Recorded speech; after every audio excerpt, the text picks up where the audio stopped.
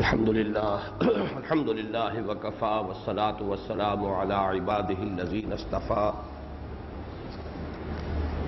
اما بعد فاعوذ باللہ من الشیطان الرجیم بسم اللہ الرحمن الرحیم الم تر کیف فعل ربک باصحاب الفیل الم یجعل کیدہم فی تضلیل وَأَرْسَلَ عَلَيْهِمْ طَيْرًا أَبَابِيلَ تَرْمِيهِمْ بِحِجَارَةٍ مِّن سِجِّيلٍ فَجَعَلَهُمْ كَعَصْفٍ مَّأْكُولٍ بسم اللہ الرحمن الرحیم لإيلاف قریش إيلافهم رحلة الشتاء والصيف فَلْيَعْبُدُوا رَبَّ هَذَا الْبَيْتِ الَّذِي أَطْعَمَهُم مِّن جُوعٍ وَآمَنَهُم مِّن خَوْفٍ صدق اللہ العظیم رب اشرح لي صدری ويسر لي أمری واحلل عقدة من لسانی يفقهوا قولی اللهم ربنا ألهمنا رشدنا واعذنا من شرور أنفسنا اللهم أرنا الحق حقا وارزقنا اتباعه وأرنا الباطل باطلا وارزقنا اجتنابه اللهم وفقنا لما تحب وترضى اللهم ارحمنا بالقرآن العظيم واجعله لنا إماما ونورا وهدى ورحمة اللهم ذكرنا منه ما نسينا وعلمنا منه ما جهلنا وارزقنا تلاوته آناء الليل وآناء النهار واجعله لنا حجة يا رب العالمين آمین انشاءاللہ العزیز آج ہم سورۃ الفیل اور سورۃ القریش دونوں کا مطالعہ مکمل کریں گے۔ پچھلے درس میں یہ عرض کر چکا ہوں کہ سورۃ الہمزہ پر یہ جو آخری گروپ ہے جس کا کہ ہم نے ایک مجموعی عنوان قائم کیا تھا انذار کا گروپ، اس کا جو اصل عمود ہے، اصل مضمون ہے، یعنی انذار آخرت، وہ اپنے نقطہ عروج کو پہنچ کر اور نقطہ اختتام کو بھی پہنچ گیا، کامل بھی ہو گیا، بلند ترین منزل پر بھی پہنچ گیا اور ختم بھی ہو گیا۔ اب جو بقیہ 10 صورتیں ہیں جن میں سے پہلا جوڑا وہ ہے جو آج ہم پڑھ رہے ہیں، ان 10 صورتوں میں صرف ایک جگہ پر ویل کا لفظ آیا ہے، فَوَيْلٌ لِّلْمُصَلِّينَ الَّذِينَ هُمْ عَنْ صَلَاتِهِمْ سَاهُونَ، اور صرف ایک سورہ مبارکہ میں سورہ لہب میں جہنم کا تذکرہ ہے، سَيَصْلَىٰ نَارًا ذَاتَ لَهَبٍ۔ باقی ان 10 صورتوں میں علیحدہ علیحدہ مضامین ہیں اور اکثر و بیشتر مضامین کا تعلق سیرت نبوی سے ہے صلی اللہ علیہ وسلم۔ عرب کا خاص پس منظر، تاریخی حالات، قریش کو جو خصوصی مقام حاصل ہوا عرب میں، اس کا بھی تاریخی اور ثقافتی پس منظر، یہ ان 2 صورتوں میں سامنے آئے گا۔ پھر نبی اکرم صلی اللہ علیہ وسلم کی فضیلت، آپ کو جو مرتبہ بلند حاصل ہے، اِنَّا أَعْطَيْنَاكَ الْكَوْثَرَ، اس سورہ مبارکہ کا مضمون وہ ہے، آپ کی شخصی عظمت۔ پھر اس کے بعد سب کو معلوم ہے سورۃ النصر، اس کا تعلق بھی حضور کی سیرت سے ہے، آپ کی کامیابی، نصرت آئے گی، فتح حاصل ہوگی۔ سورۃ اللہب کا تعلق بھی حضور کی سیرت سے ہے، چچا کی طرف سے جو مخالفت ہوئی اس پر اللہ تعالیٰ کی طرف سے شدید وعید۔ پھر آخری 2 صورتیں معوذتین، ان کا مضمون اپنی جگہ پر مکمل ہے، تعوذ۔ تو یہ تمام صورتیں جو ہیں جوڑوں کی شکل میں اور اپنی اپنی جگہ پر ایک ایک مضمون کی حامل ہے۔ پھر میں دہرا رہا ہوں کہ انذار کا مضمون سورہ ہمزہ پر، بلکہ صحیح معنی میں یوں کہنا چاہیے کہ پچھلی جو 6 صورتیں ہیں، سورہ زلزال، سورۃ العادیات، پھر سورۃ القارعہ، پھر سورۃ التکاثر، سورۃ العصر اور سورۃ الہمزہ، یہ 6 صورتیں جنہیں میں نے 3 صورتوں کے 2 چھوٹے سب گروپس کی شکل میں آپ کے سامنے رکھا ہے۔ یہ صورتیں وہ ہے کہ جن پر انذار کا مضمون نقطۂ عروج کو پہنچ کر ختم ہو گئے۔ چنانچہ انہی میں وہ 2 صورتیں بھی ہیں۔ سورہ زلزال کے بارے میں فرمایا گیا وہ نصف قرآن کے برابر ہے، یا ربع قرآن، چوتھائی قرآن کے مساوی ہے۔ اسی طرح سورہ تکاثر کے بارے میں فرمایا گیا کہ 1000 آیات کے مساوی ہے، گویا کہ قرآن حکیم کا چھٹا حصہ۔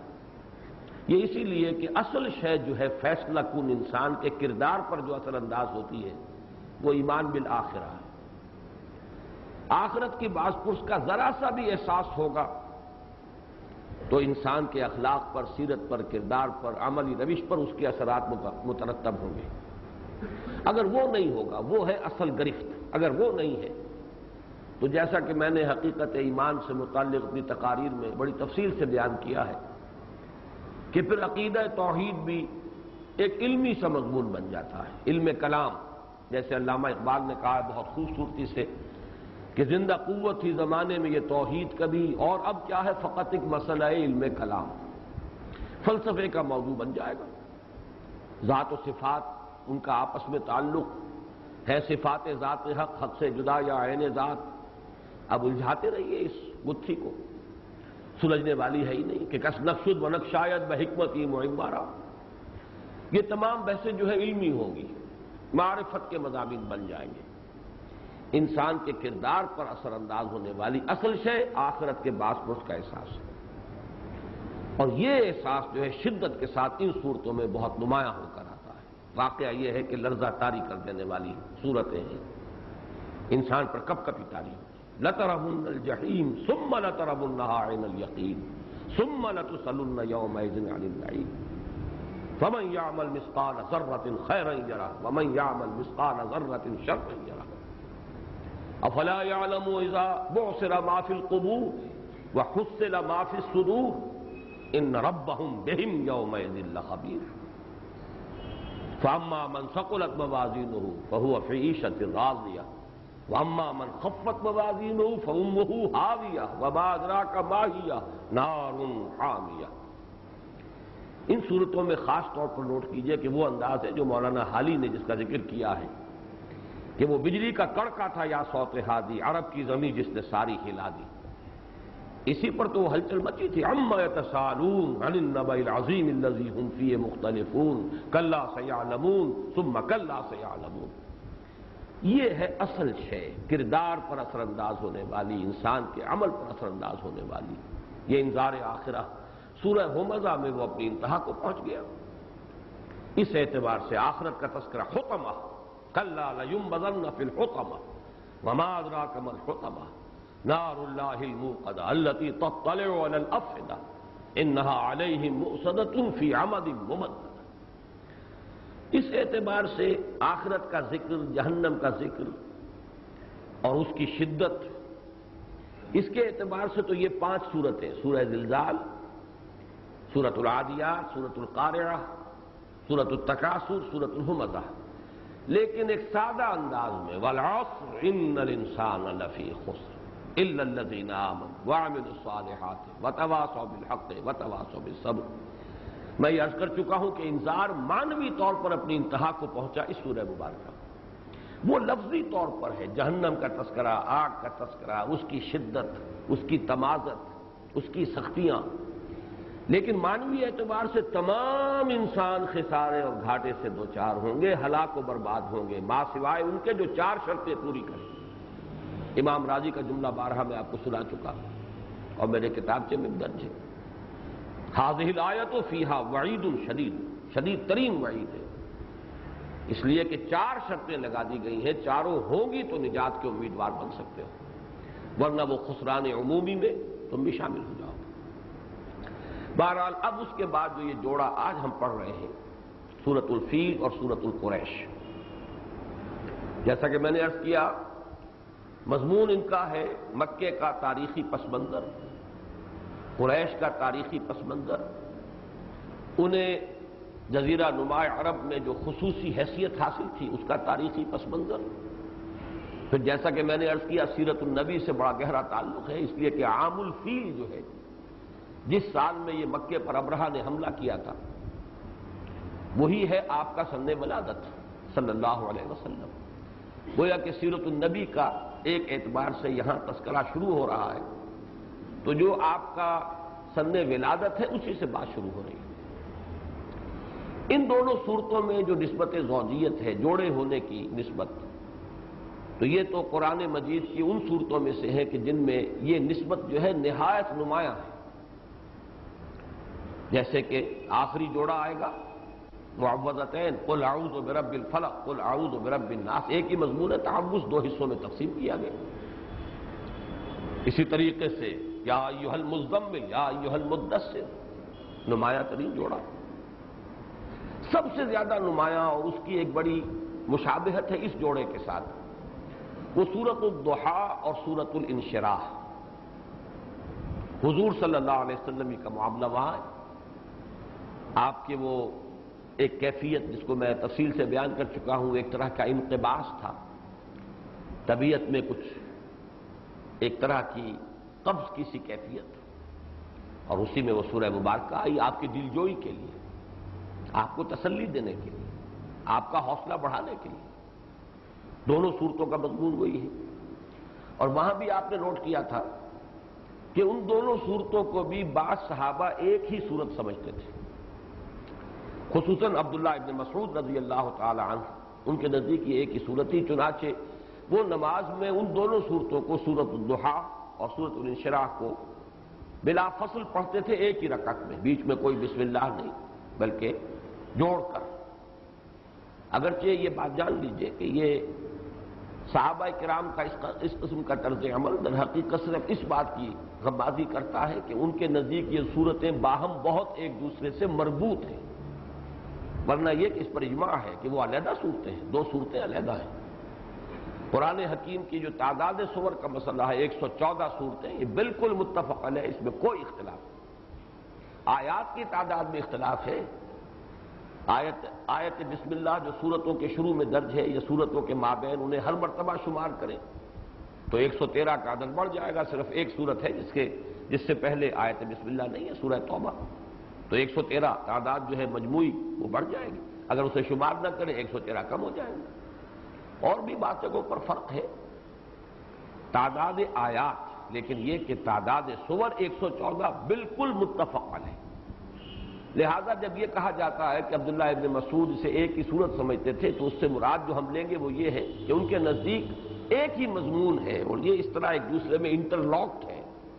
باہم پیوست ہے مضامین کے، گویا کہ ایک ہی صورت ہے۔ قرآن حکیم میں دوسرا جوڑا یہ ہے جس کے بارے میں یہ روایت ملتی ہے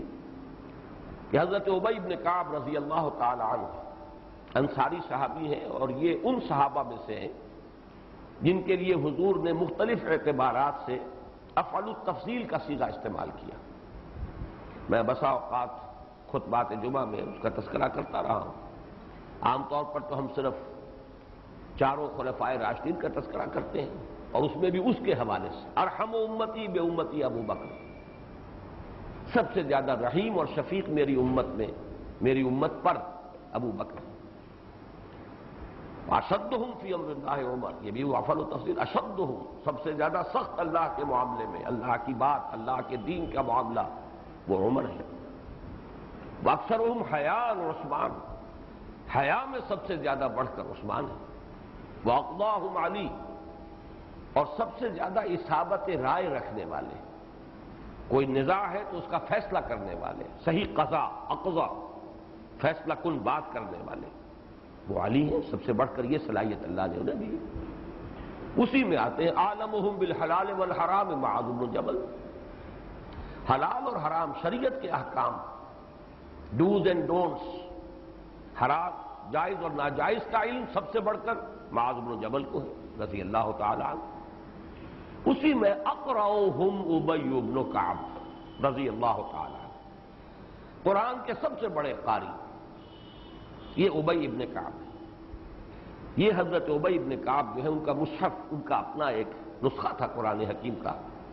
اس میں انہوں نے ان دونوں صورتوں کو یکجا لکھا ہوا تھا، بغیر بسم اللہ بیچ میں درج کیے۔ اور حضرت عمر سے بھی مروی ہے کہ وہ بھی ان دونوں صورتوں کو بلا فصل ایک رکعت میں پڑھتے تھے، جیسے عبداللہ ابن مسعود کا تعاون. لیکن اس سے کوئی دلیل نہیں بنتی کہ دو صورتیں علیحدہ نہیں سمجھتے تھے، ایک ہی صورت سمجھتے تھے، اس لیے کہ کئی صورتیں پڑھی جا سکتی ہیں ایک رکعت میں، دو صورتیں، تین صورتیں، چار صورتیں جمع کر کے پڑھی جا سکتی ہیں. لیکن یہ کہ معمول ان کا یہ تھا، تو اس سے کم یہ رہنمائی ملتی ہے کہ ان دونوں صورتوں کے مضامین کو وہ باہم ایک دوسرے سے بہت پیوست سمجھتے تھے. باقی جب ہم تفصیل پڑھیں گے تو خود بخود وہ حقائق واضح ہو جائیں گے کہ یہ صورتیں کتنی آپس میں مربوط ہیں. اور واقعتاً قرآن حکیم میں جن صورتوں میں جوڑے ہونے کی نسبت سب سے زیادہ نمایاں ہے، ان میں سے ایک جوڑا یہ ہے سورۃ الفیل اور سورۃ القریش. ان دونوں صورتوں کا ایک مجموعی تاریخی پس منظر ہے، اس کا ہلکا سا خاکہ اپنے ذہن میں بنا لیں. جو ہمارے ہاں جدید تفاسیر، اردو کی تفاسیر خاص طور پر جو عام طور پر لوگوں کے مطالعے میں رہتی ہیں، ان میں سے ہر تفسیر کا اپنا ایک خاص وصف ہے، ہر مفسر کا اپنا ایک ذوق ہوتا ہے. مولانا مودودی مرحوم نے تفہیم القرآن میں جو ایک بہت بڑی خدمت سر انجام دی ہے وہ یہ ہے کہ یہ تاریخی جو مباحث ہیں، پس منظر، تاریخی پس منظر، ان کو بڑی محنت کے ساتھ، ظاہر بات ہے کہ اس کے لیے انہیں بہت مطالعہ کرنا پڑا ہوگا. چنانچہ سورہ سبا کے جو حواشی ہیں ان کے، جن حضرات کو دلچسپی ہو جو میں چند باتیں اس پر بیان کر رہا ہوں، ان کی تفاصیل اگر دیکھنا چاہیں تو سورہ سبا کے حواشی میں یمن کی تاریخ کا ایک بڑا ہی جامع 2-3 صفحات پر پھیلا ہوا انہوں نے خلاصہ پیش کیا. یمن کی تاریخ اور قریش کی تاریخ، ان کا ایک بڑا باہمی ربط ہے، بہت گہرا ربط ہے، اگرچہ اس کی طرف انہوں نے اشارہ نہیں کیا ہے. لیکن یہ ہے کہ جب سورۃ القریش پر آئے ہیں تو قریش کی تاریخ کا کوئی اجمالی نقشہ بیان کیا ہے، اور ان کا اگر آپ دونوں کا مطالعہ کریں گے تو وہ جو ایک باہمی ربط اور نسبت ہے وہ بہت گہری ہو کر سامنے آئے گی. تو اس میں میں چاہتا ہوں کہ یہ دونوں چیزیں پہلے آپ اپنے ذہن میں ان کے اجمالی خاکے مرتب کر لیں. یمن ان خطوں میں سے ایک ہے جن کو کہ ہم جب سے انسانی تاریخ معلوم ہے اس وقت سے دیکھتے ہیں کہ وہ تہذیب اور تمدن کے گہوارے ہیں. یہ آپ کو معلوم ہے کہ ہماری جو بھی معلومات ہیں تاریخ انسانی کے بارے میں وہ 4,500-5 ہزار قبل سے زیادہ نہیں جا رہے. 3,000 قبل مسیح، 2,500 قبل مسیح، بس یہاں تک ابھی معلومات ہے. ہو سکتا ہے اور آگے بڑھے، انسانی معلومات کا ذخیرہ، ایکسکیویشنز، کھدائیاں، تحقیقات، یہ سب کے سب جو ہیں یہ اپنی جگہ پر ایک علم ہے جو بڑھ رہا ہے. بہت سی چیزیں بہت ہی ریسنٹلی سامنے آئی. تقریباً 2,500 قبل مسیح سے انسانی تاریخ یوں سمجھیے کہ پردہ اٹھتا ہے، کرٹن رائزز، اور انسان کی تاریخ جو ہے اس کرۂ ارضی پر وہ اس کے کچھ نقشے سامنے آتے ہیں. تو قدیم ترین جو گہوارے ہیں تمدن کے اور تہذیب کے، ان میں چین ہے، ہند ہے. ہندوستان میں یہ جو ہمارے پاس ایک 2 شہر ہیں، یہ ہڑپا اور موہنجو دڑو، یہ قدیم ترین وہی 5,000 آج سے 5,000 سال 4,500 سال قبل کی یہ تہذیب ہے، ہڑپا کی اور موہنجو دڑو کی. اسی طریقے سے اسی زمانے سے قدیم تہذیب کا گہوارہ مصر ہے. اسی وقت سے تاریخ انسانی جو ہے وہ معلوم ہے، کلدانیہ، کیلڈین امپائر، یہ عراق تھا، عراق اس کا مرکز تھا. اور اسی وقت سے یمن کی تاریخ بھی ہے، 2,500 سال قبل مسیح سے اس کا سلسلہ شروع ہو جاتا ہے. اس میں جو ان کا بہت عروج کا دور ہے وہ قوم سبا کا دور ہے. سبا، اس کا ذکر قرآن مجید میں پوری صورت بھی ہے جس میں ان کا تذکرہ ہے. سورۃ النمل میں بھی تذکرہ موجود ہے. ملکہ سبا تھی بلقیس جو ایمان لائی تھی، اور حضرت سلیمان علیہ السلام کے ہاتھ پر ایمان لا کر، اور بہرحال اس کے بعد روایات ہیں کہ وہ حرم میں داخل ہوئی حضرت سلیمان کے، واللہ عالم، وہ بھی اسی یمن کے علاقے کی ملکہ ہے. اس قوم سبا کو جو عروج حاصل ہوا ہے، اور مغربی جو مورخین انہوں نے بڑی تفاصیل بیان کی ہیں، تو 2 چیزیں ان کے عروج کی بنیاد تھیں، ان کی خوشحالی کی بنیاد. ایک زراعت، ایک بہت بڑا بند انہوں نے تعمیر کیا تھا. وہی بند جب ٹوٹا ہے سن 450 عیسوی میں یا 451 عیسوی میں، تبھی وہ قوم جو ہے پھر اس کو زوال آیا، وہ ختم ہوا. اور وہ پوری تہذیب و تمدن جو ہے ایک دفعہ بالکل اجڑ کر رہ گئی۔ لیکن یہ کہ وہ بند اور اس سے جو انہوں نے زراعت کا نظام قائم کیا تھا، جنتان عن یمین و شمال، داہنی طرف بائیں طرف ان کی شاہراہ تھی، ایک تجارتی شاہراہ جو یمن سے جاتی تھی شام تک، اور باغات کے سلسلے تھے دونوں طرف۔ تو زراعت بھی بڑی چوٹی پر تھی ان کے ہاں۔ اب ظاہر بات ہے بند باندھنا اور بند کا اس سے ذریعے سے اریگیشن کا نظام قائم کرنا، یہ تو کافی انسان کی سمجھ بوجھ کی علامت ہے۔ سد معارف وہی ٹوٹا ہے تو سیل العرم ان کے اوپر آیا ہے، اس کے بعد تباہی آئی ہے۔ دوسرے یہ کہ تجارت کے پاس تھی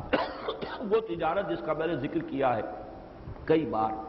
ایسٹ ویسٹ ٹریڈ، مشرق اور مغرب کے مابین جو تجارت ہوتی تھی۔ چونکہ یہ جو اس وقت ہم دنیا کا تصور رکھتے ہیں جس میں امریکہ بھی شامل ہے، آسٹریلیا بھی شامل ہے، اور قطب شمالی اور قطب جنوبی کے بھی بر اعظم ہیں، آرکٹک اور انٹارکٹک، یہ تو بڑا جدید سا تصور ہے، ورنہ دنیا تو در حقیقت 3 بر اعظموں پر مشتمل تھی، ایشیا، یورپ اور افریقہ، اور اس دنیا کی ناف تھی یہ جزیرہ نما عرب، بالکل بیچ میں، جیسے انسانی جسم کے بیچ میں اس کی ناف ہے، اس لیے کہ ادھر افریقہ ہے، ادھر پورا ایشیا ہے، اور ذرا شمال میں ذرا دیکھیے تو پھر وہ یورپ سے، اور یہ جو مڈل ایسٹ جسے ہم کہتے ہیں، عراق اور شام کا علاقہ، اور پھر صحرائے سینا سے گزر کر وہ افریقہ کے ساتھ، اور جس کو آپ ایشیائے کوچک کہتے ہیں، ایشیا مائنر، ترکی سے گزر کر یورپ کے ساتھ۔ تو یہ جو یورپ کی تجارت تھی فار ایسٹ کے ساتھ، ملایا، سماٹرا، ہند چینی، ہندوستان، چین، اس سے جو مال تجارت آتا تھا وہ یمن کے ساحل پر اترتا تھا۔ بحر احمر جو ہے خود بھی نہایت مخدوش تھا، یہ اس میں بڑی چٹانیں ہیں اور بہت مخدوش راستہ ہے، اس میں جو ہے یعنی جہاز رانی آسان کام نہیں تھی۔ پھر یہ کہ آگے جا کر پھر یہ سلسلہ منقطع ہو جاتا تھا، پھر وہ صحرائے سینا ہے۔ اس لیے جو آسان شکل بن گئی تھی وہ یہ کہ ہند چینی اور وہ اور مشرق کے علاقوں سے سامان تجارت آ کر یمن کی بندرگاہوں پر اترتا تھا، ساحل پر، ادھر سے یورپ سے سامان آ کر شام کے ساحل پر، میڈیٹرینین کا ساحل، شام جو ہے اصل میں آج تو یہ ملک تقسیم ہو گیا ہے، شام علیحدہ ہے اور اسرائیل علیحدہ ہے، لبنان علیحدہ ہے، لیکن حقیقت میں جارڈن علیحدہ، یہ چاروں ملک در حقیقت ایک ہی ملک کے حصے ہیں۔ یہ حصے تو ہوئے ہیں اس صدی کے شروع میں، جنگ عظیم اول کے بعد، ورنہ یہ ایک ہی ملک تھا شام۔ جزیرہ نما عرب نیچے سے آتا ہے، جنوب میں اس کا سب بیس سمجھیے ٹرائنگل بنتی ہے وہ ایک، اور اس کا بیس جو ہے ٹرائنگل کا قاعدہ جو ہے وہ جنوب میں ہے، اور دونوں طرف سے پھر یہ خاص طور پہ مشرق سے خلیج فارس آتی ہے، یہ بالکل ترچھی ہے، یہ شمال مغرب کی طرف اس کا رخ ہے، جنوب مشرق سے شمال مغرب کی طرف، ادھر سے یہ بحر احمر آ رہا ہے، اوپر جا کر یہ دونوں مل جاتے ہیں، اور ملتے ہیں وہاں جس کو آج آپ جانتے ہیں کردستان کے نام سے۔ یہ ہے عرب، یہ پوری ٹرائنگل عرب ہے۔ اس کے 3 حصے ہوتے تھے، الجزیرہ، یعنی جزیرہ نما عرب تو یہ ہے جسے آج آپ کہتے ہیں عرب، سعودی عرب ہے، پھر ایمریٹس ہے، یمن ہے، یہ سب کیا تھا؟ یہ الجزیرہ، جزیرہ نما، اس لیے کہ نیچے بھی سمندر، داہنی طرف بھی سمندر، بائیں طرف بھی سمندر، تو ایک جزیرہ نما ہے، 3 طرف سے جو سمندر سے گھرا ہوا وہ جزیرہ نما ہے۔ اور اوپر جو تھا اس کو عراق عرب اور شام عرب، یہ عرب ہی کے 3 حصے تھے، عراق عرب، شام عرب اور الجزیرہ، جزیرہ نما عرب۔ تو یہ جان لیجئے کہ یہ جو ہے ناف زمین کی جسے میں نے کہا ہے، تو تجارت جو تھی مشرق و مغرب کی وہ اس کے لیے لینڈ روٹ وہ بھی تھا، بحری تجارت بھی ہوتی تھی، لیکن جیسا کہ میں نے عرض کیا وہ مخدوش تھی، اور اس میں ادھر حبشہ ہے ریڈ سی کے بائیں طرف، تو حبشہ کے ساحل پر بھی بندرگاہیں، اور ادھر سے یہ بندرگاہیں جو جدہ کی بندرگاہ، یمبو کی بندرگاہ، یہ تمام جو ہے یہ ادھر ہے۔ یہ جو ایسٹ ویسٹ ٹریڈ ہے یہ بہت طویل عرصے تک قوم سبا کے پاس رہی، زراعت بھی، تجارت بھی۔ تجارت ان کی بحری تجارت بھی تھی اور بری تجارت بھی تھی، طویل عرصے تک، اس وقت تک ابھی قریش کا کوئی نام و نشان بھی نہیں تھا۔ بنی اسماعیل کے مختلف خاندان، مختلف قبیلے منتشر آباد تھے مختلف جگہوں پر، سب کے سب ابھی حرم میں اور مکے میں آ کر آباد بھی نہیں ہوئے تھے، کچھ خاندان ان کے یہاں تھے، باقی سب منتشر تھے حجاز کے مختلف علاقوں کے اندر۔ لیکن اب ایک نوٹ کر لیجئے، ایک سن 450 یا 451 میں وہ بند ٹوٹا، عذاب آیا، ساری اریگیشن ان کی برباد ہو گئی، بستیاں جو ہے بند کے پانی میں بہہ گئی۔ تو یہاں سے پھر عرب نکلے ہیں اور مختلف شہروں میں جا کر آباد ہوئے۔ یہ حضور صلی اللہ علیہ وسلم کی ولادت سے کتنا عرصہ پہلے ہوا؟ 571 میں آپ کی ولادت ہے اور 450 یا 51 میں یہ ہو رہا ہے۔ 130 برس قبل آپ کی ولادت سے یہ حادثہ پیش آیا اور یہ قبائل جو تھے یمن کے یہ منتشر ہوئے، چنانچہ یہ اوس اور خزرج کے قبیلے بھی یمن سے آ کر آباد ہوئے مدینے میں۔ اسی طریقے سے یہ شمال اور عراق کے بہت سے قبائل جو ہیں یہ بھی یمن سے نکلے ہوئے تھے اس تباہی اور بربادی کے بعد، جو جا کر وہاں آباد ہوئے۔ لیکن اسی زمانے میں اب ادھر آ جائیے، حضرت ابراہیم نے اپنی ایک نسل کی ایک شاخ کو جو آباد کیا تھا بیت اللہ کے پاس، ربنا انی اسکنت من ذریتی بواد غیر ذی زرع عند بیتک المحرم ربنا لیقیموا الصلاۃ۔ تو ان میں سے جو قبائل تھے بنی اسماعیل کے، حضرت اسماعیل علیہ الصلوۃ والسلام کی اولاد ہے، ان کی نسل سے ہیں، یہ حجاز کے مختلف علاقوں میں یہ منتشر تھے۔ لیکن اس وقت پھر ایک شخصیت ظہور میں آتی ہے جس کا سن پیدائش ہے سن 400 عیسوی، قصی ابن کلاب۔ یہ گویا کہ حضور صلی اللہ علیہ وسلم کی چھٹی پشت میں آئیں گے۔ قصی 400 عیسوی میں پیدا ہو رہے ہیں، تو تقریباً 450 کے آس پاس ہی ان کا وہ زمانہ ہے کہ جس کو کہا جاتا ہے کہ سرداری اور ان کی عظمت کا زمانہ ہے۔ انہوں نے یہ کیا کہ یہ بنو اسماعیل جو منتشر تھے ان سب کو دعوت دی کہ آؤ مکے میں آباد ہو جاؤ، حرم میں آ کر اسی کے مجاور بن جاؤ۔ یہ مجاور کا لفظ ہمارے ہاں برے سینس میں استعمال ہوتا ہے، وہ مزاروں کے مجاور ہوتے ہیں، تو مجاور اصل میں کہتے ہیں کہ کوئی پڑوسی، مجاورت، جار کہتے ہیں پڑوسی کو، مجاور جو کسی کا پڑوسی ہو، تو گویا کہ حرم کے پڑوسی بن جاؤ، حرم کے پاس آ کر آباد ہو جاؤ۔ تو اس نے جمع کیا ہے قصی ابن کلاب میں، اور جیسا کہ میں عرض کر رہا ہوں تقریباً وہی زمانہ، وہی 5ویں صدی عیسوی کا وسط، یہ قبائل جمع ہوئے۔ اسی لیے قصی کو کہا جاتا المجمع، جمع کرنے والا۔ مختلف گھرانے جو تھے اس خاندان کے بنی اسماعیل کے، اس کی دعوت پر یہاں پر آ کر جمع ہو گئے۔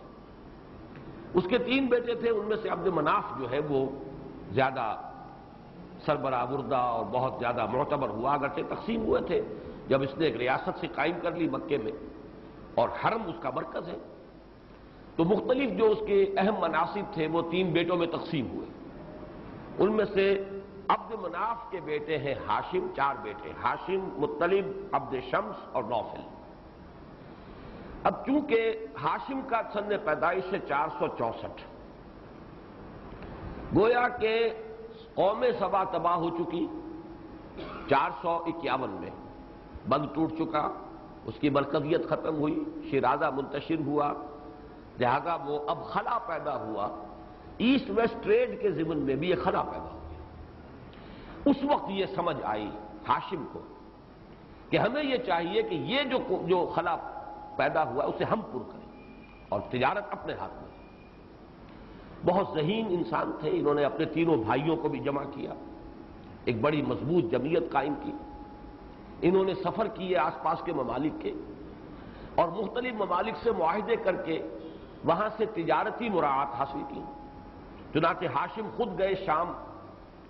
اور جو غسانی بادشاہ وہاں کا تھا اس سے انہوں نے معاہدہ کیا، مراعات حاصل کر لی۔ جیسے آپ کو یاد ہوگا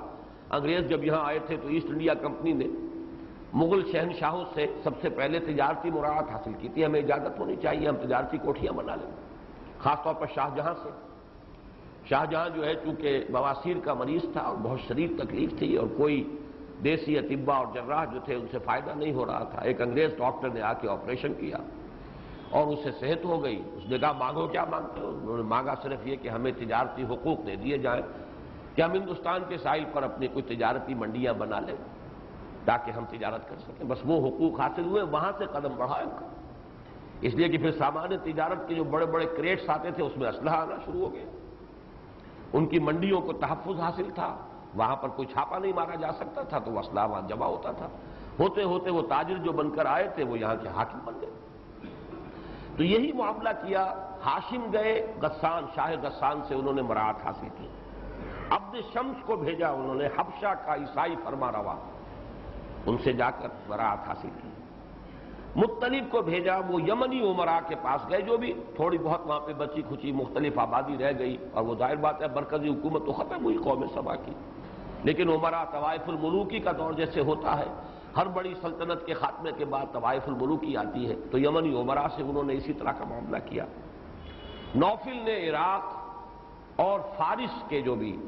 حکومتیں تھیں ان سے مراسم استوار کیے۔ اس طریقے سے اس پورے علاقے سے انہوں نے اپنا ایک حلیف ہونے کا سلسلہ سیاسی اعتبار سے، اور یہ کہ تجارتی براعت حاصل کرنی، اسی لیے ان چاروں بھائیوں کو اصحاب الایلاف بھی کہا جاتا ہے۔ یہ لفظ نوٹ کیجیے گا، اگلی صورت میں آئے گا، لیلاف قریش، اصحاب الایلاف۔ انہوں نے ان سب سے جو ایک معانست قائم کر لی اور اپنے مراسم قائم کر لیے اور ان سے مراعات حاصل کر لی، تو اصحاب الایلاف ان کا نام پڑ گیا۔ اور المتجرین بھی ان کا ایک لقب ہے، تجارت کرنے والے، تاجر لوگ، یہ چاروں بھائی۔ ہاشم کے بیٹے ہیں عبد المطلب، 497 عیسوی ان کا جو حضور کے دادا ہیں یہ سن ولادت ہے۔ ان کے بیٹے عبداللہ 545 سن ولادت ہے، اور پھر محمد الرسول اللہ صلی اللہ علیہ وسلم 571 عیسوی اور 20 اپریل ہے جہاں تک لوگوں نے تحقیق کی ہے، اور زیادہ سے زیادہ رائے قائم ہوئی۔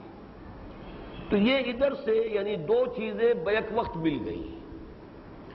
وہ تجارت جو سبا کے پاس تھی، خلا پیدا ہوا سبا کی بربادی سے، اور اس وقت جو ہے قصی ابھر کر آئے مکے کے اندر، ایک نئی تہذیب، ایک نیا نظام، ایک نیا انتظام اور انصرام انہوں نے قائم کیا اور جمع کر لیا بنی اسماعیل کے بہت سے قبیلوں کو وہاں پر، اور ایک نظام قائم کیا اور تجارتی مراعات حاصل کر لی، اور یہ تجارت اب ان کے قبضے میں آ گئی۔ اس کے ساتھ یہ بھی نوٹ کر لیجئے کہ سلطنت روما جو عیسائی سلطنت تھی، سن 300 کے لگ بھگ عیسوی رومن امپائر نے عیسائی مذہب اختیار کر لیا تھا،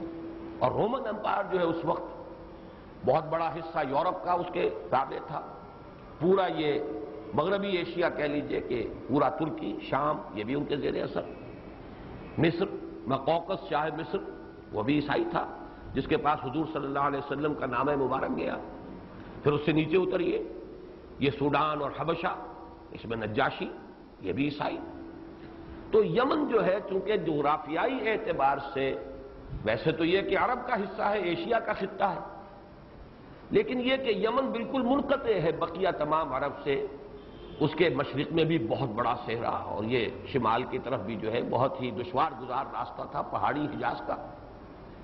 اس کے برعکس ادھر سے افریقہ کا جو ایک نکلتا ہے ہارن سا، وہ بہت قریب آ جاتا ہے یمن کے۔ تو یمن کی تاریخ افریقہ اور حبشہ کی تاریخ کے ساتھ بہت زیادہ جڑی ہوئی ہے۔ ان کے مراسم بہت تھے، تجارتی مراسم تھے۔ بحر احمد جو ہے میں نے عرض کیا، ریڈ سی کے دونوں طرف، دونوں ساحل، شرقی بھی غربی، ان پر ان کی تجارتی منڈیاں قائم تھیں، بندرگاہوں پر، اور یہ پورا علاقہ ہے جو عیسائی مذہب کا حامل تھا۔ تو اس وہی حبشہ کا ایک شہنشاہ نجاشی، اس نے ایک زمانہ آیا ہے تھوڑا سا کہ جس میں ایک یہودی دور بھی آیا ہے، یہاں پر حکومت قائم ہوئی ہے یمن میں۔ لو نواس وہ بادشاہ تھا جس نے کہ پھر عیسائیوں پر، نجران کے عیسائیوں پر بڑا ظلم و ستم کیا ہے، اور انہیں جو اصحاب الاخدود کا واقعہ ہم پڑھ چکے ہیں سورۃ البروج میں، وہ ذو نواس کا دور ہے۔ لیکن اس کے بعد پھر حبشہ کی طرف سے حملہ ہوا یمن پر، پھر عیسائی حکومت قائم ہو گئی۔ وہاں ایک شخص ابھر آیا، ابرہہ الاشرم۔ یہ پہلے ایک سپہ سالار تھا، لیکن اس کے بعد اس نے جو بھی اس وقت گورنر تھا حبشہ کی طرف سے یمن کا، اسے قتل کیا، خود اختیارات حاصل ہاتھ میں لے لیے۔ حبشہ کے بادشاہ صرف کو بھی راضی کر لیا کہ آپ گھبرائیں نہیں، میں آپ سے بغاوت نہیں کر رہا، جیسے وہ آپ کا تابع تھا، فرما بردار تھا، ایسے ہی میں رہوں گا۔ اور کچھ مجبوری تھی نجاشی کی بھی کہ اس نے اس کو تسلیم کر لیا۔ اس نے پھر اصل میں اب تاریخ دان تو ادھر نہیں گئے ہیں، صرف ایک واقعہ بیان کر رہے ہیں کہ اس نے ایک بہت بڑا کلیسا بنایا القلیس، کلیسا القلیس کے نام سے، اور وہ بہت ہی شاندار عمارت اور اس کی ڈیکوریشن اور بڑی قیمتی لکڑیاں اور ہاتھی دانت کا استعمال بہت ہی عمدہ۔ وہ یہ چاہتا تھا کہ عرب میں مرکزیت حاصل ہو جائے اس القلیس کو، اور کعبے کی جو مرکزیت ہے وہ ختم ہو جائے۔ اس کو عام طور پر سمجھا گیا ہے کہ یہ صرف کوئی مذہبی مسئلہ تھا۔ حقیقت میں یہ صرف مذہبی مسئلہ نہیں تھا، میرے نزدیک یہ وہی تجارت جو ہے قریش کے ہاتھ سے لے کر دوبارہ یمن چاہتا تھا کہ اس تجارت پر اپنا قبضہ کرے، اس لیے کہ یہ جو پورا راستہ تھا جو حجاز میں سے ہو کر گزرتا تھا، تجارتی شاہراہ مغربی ساحل کے ساتھ ساتھ تہامہ، اس کو تہامہ کہتے ہیں، یعنی عرب کا جو مغربی ساحل ہے اس کے ساتھ ساتھ تھوڑا سا میدانی علاقہ ہے، اور پھر ادھر مشرق میں وہ ایک حجاز جسے کہتے ہیں، یہ ہے پہاڑی علاقہ۔ حجاز کہتے ہی پردے کو ہے، یہ پہاڑی علاقہ گویا کہ درمیان میں حائل ہے۔ مشرق کے اندر بھی ان کے ایک میدانی سا علاقہ ہے، اگرچہ سطح مرتفع ہے وہ نجد، اور مغرب میں تہامہ ہے، وہ میدان ہے۔ تو تہامہ میں سے ہو کر یہ گزرتے تھے قافلے، اور یہاں جو ہے عرب قبائل تھے، ان کا پیشہ ہی رہزنی تھا لوٹ مار۔ صرف قریش کے قبائل جو ہیں ان کے قافلے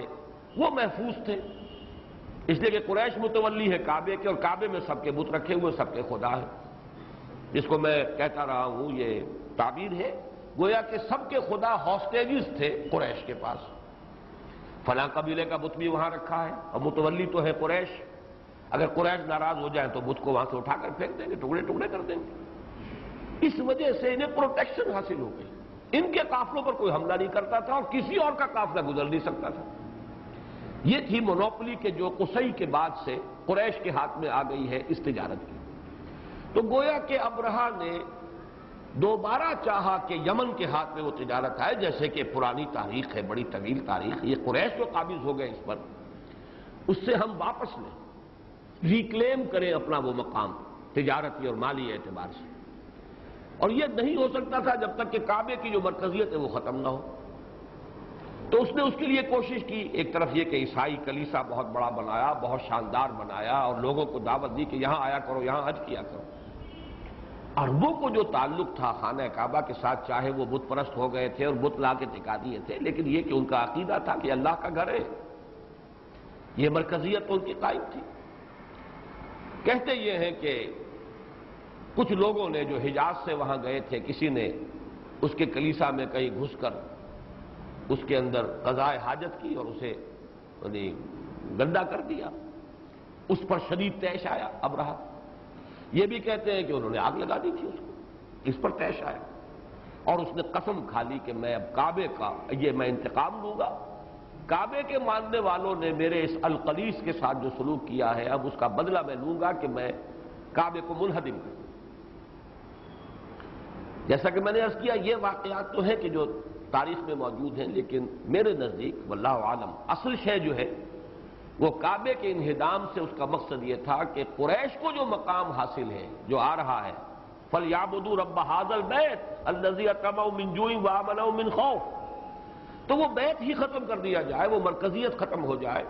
تاکہ قریش کو جو مراعات حاصل ہیں، جو تحفظ حاصل ہے عرب کے اندر، وہ ختم ہو جائے،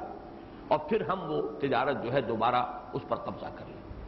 یہ اس کا ذکر آئے گا ابھی جو میں بعد میں بیان کروں گا۔ بہرحال اس کے لیے اس نے 60,000 کا لشکر کہتے ہیں تیار کیا، اس لیے کہ حبشہ سے بھی اجازت لی، وہاں سے بھی کمک آئی، فوج 60,000 جس کے ساتھ ہاتھی بھی تھے، ایک بہت بڑا ہاتھی تھا، محمود اس کا نام تھا،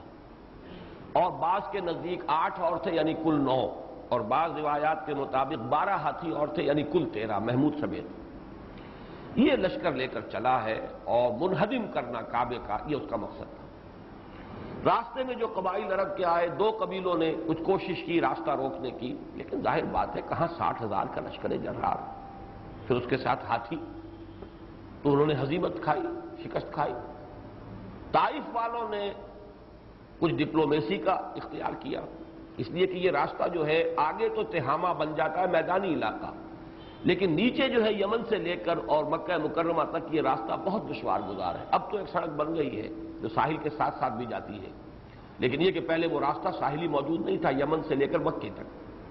لہذا وہ تجارتی شاہراہ طائف سے ہو کر گزرتی تھی اور طائف سے مکے سے ہو کر پھر وہ تہامہ میں داخل ہوتی تھی۔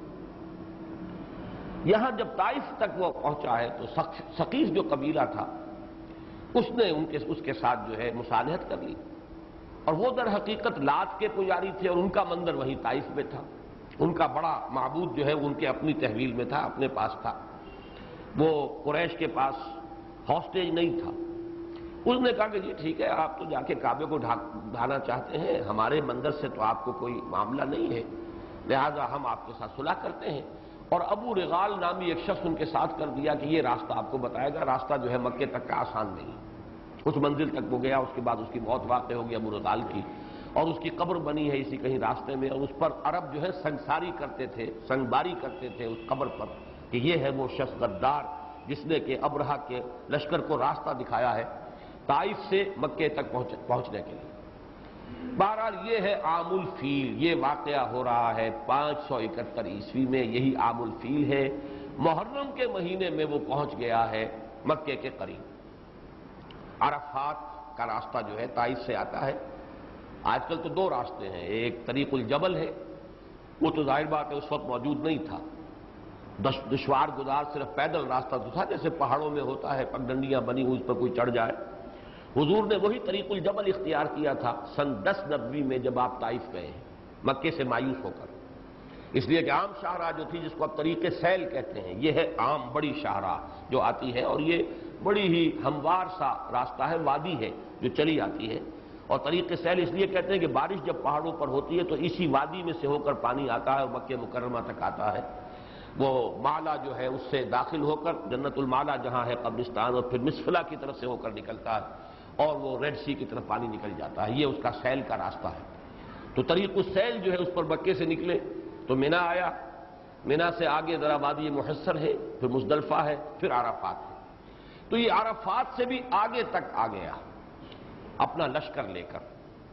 وہ جو واقعہ ہے وہ سورۃ الفیل میں بیان ہو رہا ہے۔ اب یہ تاریخی پس منظر سارا آپ نے نوٹ کر لیا، باقی اب یہ الفاظ کے حوالے سے باقی باتوں پر اور جو اس میں ایک اختلاف ہے وہ میں چاہوں گا کہ آپ حضرات کے سامنے تفصیل سے بیان کر دوں۔ الم تر کیف فعل ربک باصحاب الفیل،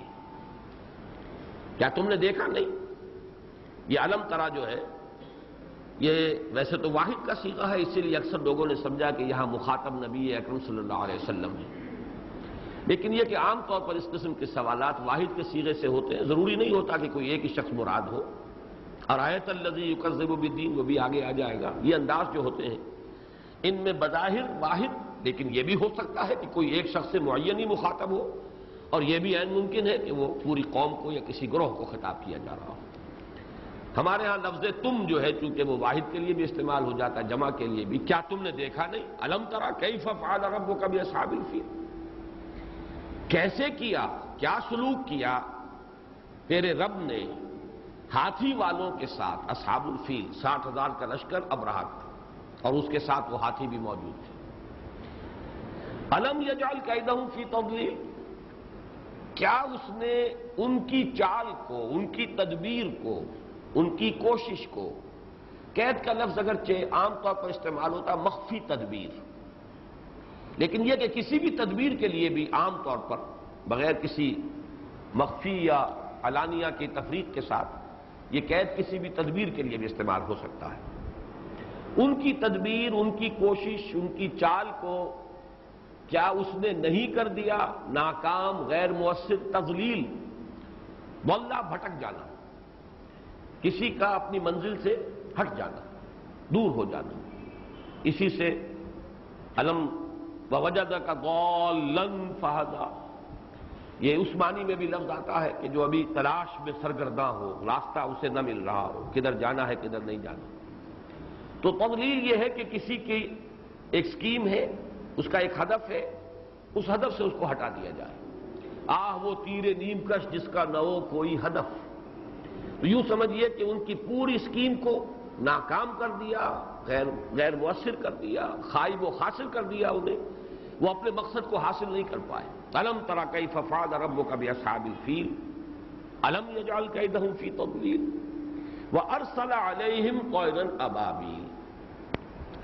اور بھیجے ان پر پرندے جھنڈ کے جھنڈ. طیرن جمع کے لیے ہے. ابابیل اگرچہ ہمارے ہاں ایک خاص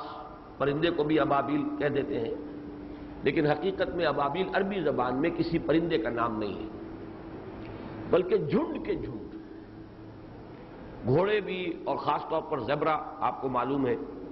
کہ وہ کس طرح ایک بڑے گروہ کی شکل میں ہوتا ہے اور دوڑتا ہے جب تو بس ایک ہی سمت میں معلوم ہوتا ہے کہ طوفان آ گیا ہے، اور پورا کا پورا وہ گروہ جو ہے، جھنڈ کا جھنڈ جو ہے وہ ایک طرف کو دوڑ رہا ہے. اس طرح پرندے بھی آتے ہیں بڑے باندھے ہوئے، اور گویا کہ جیسے ٹڈی دل آتا ہے. تو ان سب کے لیے جہاں پہ کہ بڑی جمعیت ہو پرندوں کی، اس کو یا کسی اور جانور کی، ان کے جھنڈ ہو، ان کے گروہ ہو بہت بڑے بڑے، ان کے لیے ابابیل کا لفظ آتا ہے، اور اس کی کوئی واحد نہیں ہے. جھنڈ کے جھنڈ یہ جمع ہی کی صورت میں آتا ہے. وَأَرْسَلَ عَلَيْهِمْ طَيْرًا أَبَابِيلَ، بھیج دیے ان پر پرندے جھنڈ کے جھنڈ. ترمیہم بحجارۃ من سجیل، جو مارتے تھے انہیں. رما یرمی مارنا، وہ مارتے تھے انہیں بحجارۃ من سجیل، پتھروں سے جو سنگ گل کے بنے ہوئے تھے. سجیل اس سے پہلے بھی آیا ہے قرآن مجید میں، اور وہاں وضاحت میں کر چکا ہوں. یہ لفظ وہ ہے کہ جو عربی زبان، جو فارسی زبان سے معرب ہو کر اس نے عربی لفظ کی شکل اختیار کی. سنگ گل، مٹی جو ہوتی ہے کہیں، اگر کہیں بارش کا ہلکا سا چھینٹا پڑے، صرف فوار، تو وہ مٹی کے چھوٹے چھوٹے دانے سے بن جاتے ہیں، جیسے کہ وہ گند گئی خود بخود مٹی. اب اگر دھوپ پڑی، وہ دھوپ کی تمازت کے اندر وہ پک گئے، جیسے کہ بھٹی میں آپ نے اینٹیں ڈال کر پکا لی. یہ کنکر بن جاتے ہیں. کنکر، یہ سنگ گل، سجیل، یہ کنکریاں ہیں کہ جو اصل میں وہ کسی پہاڑ سے توڑے ہوئے یا ٹوٹے ہوئے پتھر نہیں، بلکہ یہ کہ مٹی ہی کے پکے ہوئے کنکر. بحجارۃ من سجیل، وہ پرندے مارتے تھے. یہ میں ترجمہ کر رہا ہوں جو ہماری مجمع علیہ تفسیر ہے، معصور تفسیر، جس پر تقریباً تمام مفسرین کا اجماع ہے کہ وہ پرندے آئے بحر احمر کی طرف سے جھنڈ کے جھنڈ، اور ہر پرندے کی چونچ میں بھی ایک کنکری تھی، اور پنجوں کے اندر بھی ایک ایک کنکری. اور یہ کنکری جو ہے وہ انہوں نے ماری ہے اس لشکر کو. اب یہ بات سمجھ میں آتی ہے کہ بلندی سے جب کنکری آئے گی تو وہ تو بلٹ کا کام دے گی، اس لیے کہ فورس آف گریوٹی جو ہے اس کی وجہ سے ایکسلریشن ہو رہی ہے، اس کا مومنٹم بن رہا ہے. Momentum is the product of mass into velocity, اور اوپر سے کوئی چیز گرنے والی چھوٹی سی بھی ہو، لیکن اس ویلوسٹی کی وجہ سے جو مسلسل اس کی بڑھ رہی ہے فورس آف گریوٹی کی وجہ سے، تو وہ بلٹ کا کام کیا. ترمیہم بحجارۃ من سجیل. لیکن معلوم ہوتا ہے جو مختلف روایات ہیں اور جس کی تفاصیل آئی ہیں، کیونکہ یہ واقعہ اتنا پرانا تو تھا نہیں، حضور کی ولادت کے سن اسی سال ہوا ہے. ظاہر بات ہے کہ اتنا عظیم واقعہ ہوا ہو، 60,000 کا لشکر تباہ ہوا ہو، ہاتھی جو ہے ان کا بھرکس نکل گیا ہو، تو یہ تو اس دور کا ایک بہت بڑا واقعہ تھا، اس کا تذکرہ موجود تھا. اور حضور صلی اللہ علیہ وسلم کے جب آپ نے وہی آپ پر شروع ہوئی ہے اور آپ نے اپنے دعوت نبوت کا آغاز کیا ہے، اس وقت بہت سے لوگ ہوں گے اس وقت موجود کہ جو عینی شاہد ہوں گے اس واقعے کے. لہذا ان کی روایات میں یہ ساری تفاصیل موجود ہیں کہ وہ آئے پرندے، اور ان پرندوں نے کنکریاں ماری. ان کی چونچ میں اور پنجوں میں وہ کنکریاں تھیں، وہ کنکریاں انہوں نے ماری. فجعلہم کعصف ماکول. ایک تو یہ بھی آتا ہے کہ جہاں بھی وہ کنکری لگتی تھی وہ جسم میں گھس کر اور باہر نکلتی تھی. یہ بھی بیان کیا گیا کہ اس میں کوئی سمی مادہ تھا. وہ پرندوں کے ہو سکتا ہے کہ ان کے اپنے جسموں کے اندر جیسے مختلف جانوروں کے ساتھ کچھ ہوتے ہیں، کوئی جراثیم ہو، کوئی سمی مادہ ایسا تھا کہ جہاں پر وہ کنکری لگتی تھی وہاں سے گوشت گلنا شروع ہو جاتا تھا. طاعون کی سی کیفیت، گلٹیاں بنی اور پھٹی، جسم پورا کا پورا وہ پھٹنا شروع ہوا. اور یہ ابن اسحاق کی روایت بھی ہے کہ عرب میں پہلی مرتبہ اسی وقت طاعون کا مرض پھیلا ہے. تو کنکریوں نے بلٹس کا کام بھی کیا، اور ساتھ ہی طاعون کے جراثیم یا اور کسی ایسی قسم کے مرض کے جراثیم جو ہے وہ بھی ان کے جسموں میں داخل کیے. جس سے پھوڑے نکلے اور جسم گلا اور پھٹا، اور پورا لشکر وہاں تباہ ہو گیا۔ کچھ لوگ بھاگے ہیں لیکن راستے میں مرتے چلے گئے۔ ابرہہ کا حشر کہتے ہیں کہ پہنچ گیا تھا لیکن اس کے مختلف اعضاء بھی جھڑ گئے تھے، جسم گلا ہوا تھا، لیکن جا کر وہ پھر یمن ہی میں جا کر مرا ہے، تاکہ وہ ایک نشانی وہاں پر خود یمن کے لوگوں تک بھی نشانی پہنچ جائے کہ ہمارا یہ سپہ سالار اور بادشاہ 60,000 کا لشکر لے کر گیا تھا، اس کا حشر کیا ہوا ہے۔ فَجَعَلَهُمْ كَعَصْفٍ مَّأْكُولٍ، تو اس نے کر دیا، یعنی اللہ نے کر دیا ان کو اس بھس کی طرح جو کھایا گیا ہو۔ یہ عصف جو ہے اناج کے ساتھ آپ کو معلوم ہے کہ دانا بھی ہوتا ہے، اور دانے جب چھڑ لیے جاتے ہیں تو پھر جو رہ جاتا ہے وہ جانوروں کی خوراک ہے، وہ توڑی ہے، وہ بھس ہے۔ وہ بھس جو کھایا گیا ہو، دونوں معنی ہو سکتے ہیں، کھایا جانے والا معقول سے، اکلا یاکلوں سے مفعول ہوا معقول، کھایا جانے والا یا کھایا ہوا، یعنی یہ کہ بعض جانور جو ہے تیزی کے ساتھ کھاتے ہیں حیوانات اور پھر جگالی کرتے ہیں، اگر اس وقت وہ جگالی میں سے کچھ گر جائے ان کے منہ سے نکل کر تو جو شکل اس کی ہوگی، یعنی بھرکس بنا ہوا اس کا، اس طرح اللہ نے ان کو کر کے رکھ دیا۔ یہ ہے اس سورہ مبارکہ کی تفسیر کہ جو مجمع علیہ ہمیشہ سے چلی آ رہی ہے، اس پر بہت سی روایات موجود ہیں۔ ابن اسحاق جو بہت اولین سیرت نگار ہیں نبی اکرم صلی اللہ علیہ وسلم کے، انہوں نے جو تفاصیل دی ہیں وہ یہی ہے۔ پھر یہ کہ اس کے بعد جب بہت مرتب ہوئے مجموعے ابن کثیر وغیرہ کے، ان میں بھی ساری تفاصیل یہی ہے۔ لیکن اس دور میں ایک خاص پس منظر میں ایک رجحان پیدا ہوا اس کی کوئی اور تعویل کرنے کا۔ یہ میں چاہتا ہوں کہ اس کا پس منظر جو ہے آپ کو اچھی طرح سمجھا دوں، اور چونکہ اس کے ضمن میں مجھے مولانا فراہی رحمۃ اللہ علیہ کے بارے میں بھی کچھ عرض کرنا ہے، تو کیا خاص سبب ہے کہ میں ان حضرات سے اگر کوئی اختلاف ہوتا ہے، مولانا مودودی سے کوئی اختلاف ہو کسی جگہ پر، اسے نمایاں کر کے بیان کر دیتا ہوں۔ مولانا اصلاحی سے، ان کے استاد مولانا فراہی سے ہو تو اسے بھی نمایاں کر کے بیان کرتا ہوں۔ تو میں چاہتا ہوں کہ یہ دونوں چیزیں جو ہیں ان کا پس منظر آپ کے سامنے رکھ دوں۔ میری کیوں یہ خاص دلچسپی ہے دوسرے مفسرین کے بارے میں یہ بات کیوں نہیں کرتا؟ اس کا خاص سبب یہ ہے کہ میرا اپنا ایک پس منظر ہے، اور میں نے قرآن حکیم کا جو مطالعہ کیا ہے اور جو بھی علم قرآن حکیم کا مجھے حاصل ہوا ہے، اس کے سورسز میں نے معین کیے۔ سن 76 میں میں نے مفصل مضمون لکھ دیا تھا، آج سے 15 برس قبل۔ وہ اب مستقل طور پر شامل ہے میری جو کتاب ہے دعوت رجوع القرآن کا منظر اور پس منظر۔ تو میں نے اس میں صراحت کے ساتھ بیان کیا ہے میری 4 بنیادی سورسز ہیں، اوریجنل سورسز، جن سے مجھے کچھ حاصل ہوا ہے قرآن مجید کا جو بھی علم اور فہم مجھے حاصل ہے۔ ان میں سے 2 اہم تر سورسز ہیں، اس لیے کہ ان سورسز کے 2 اہم جو اشخاص ہیں اہمیت رکھنے والے، ان سے میرا ذاتی رابطہ رہا۔ ایک سورس ہے مولانا ابوالکلام اور مولانا ابوالعلا مودودی، یہ دونوں ایک ہی لائن کے اشخاص ہیں۔ ان کا اصل رجحان دعوت کا ہے۔ ابوالکلام مرحوم داعی تھے، داعی القرآن، بہت بڑے داعی۔ 1912 سے 1920 تک ابوالکلام، الہلال البلاغ والا ابوالکلام، انہوں نے ایک دعوت القرآن، رجوع القرآن، پھر حکومت الہیہ کے لیے حزب اللہ کا قیام، یہ سارا ان کا کارنامہ ہے۔ اگرچہ وہ بعد میں بدل ہو کر مختلف اسباب سے ایک دوسرے پٹڑی پر انہوں نے رخ موڑ لیا اپنا، صرف وہ فریڈم موومنٹ میں کانگریس میں شامل ہو گئے، بقیہ پوری زندگی انہوں نے اس میں کھپا دی۔ لیکن یہ جو دعوت قرآنی اور حزب اللہ کا تصور اور حکومت الہیہ کے قیام کا ایک نصب العین جو دیا تھا، اس کو لے کر پھر مولانا مودودی سامنے آئے۔ چنانچہ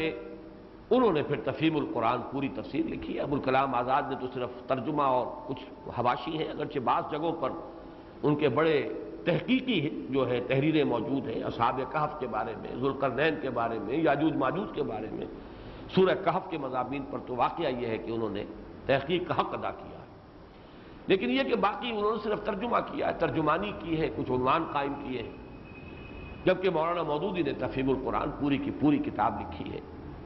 تو یہ ایک سلسلہ ہے۔ مولانا مودودی کا بھی مزاج داعیانہ اور تحریک، حرکت، اقامت دین کی جد و جہد۔ چنانچہ یہ ایک سلسلہ ہے جس کی اصل بنیاد کیا ہے؟ حرکت اور دعوت، تحریک، اقامت حکومت الہیہ کا قیام، اسلامی انقلاب۔ دوسری بڑی سورس ہے مولانا فراہی اور مولانا اصلاحی۔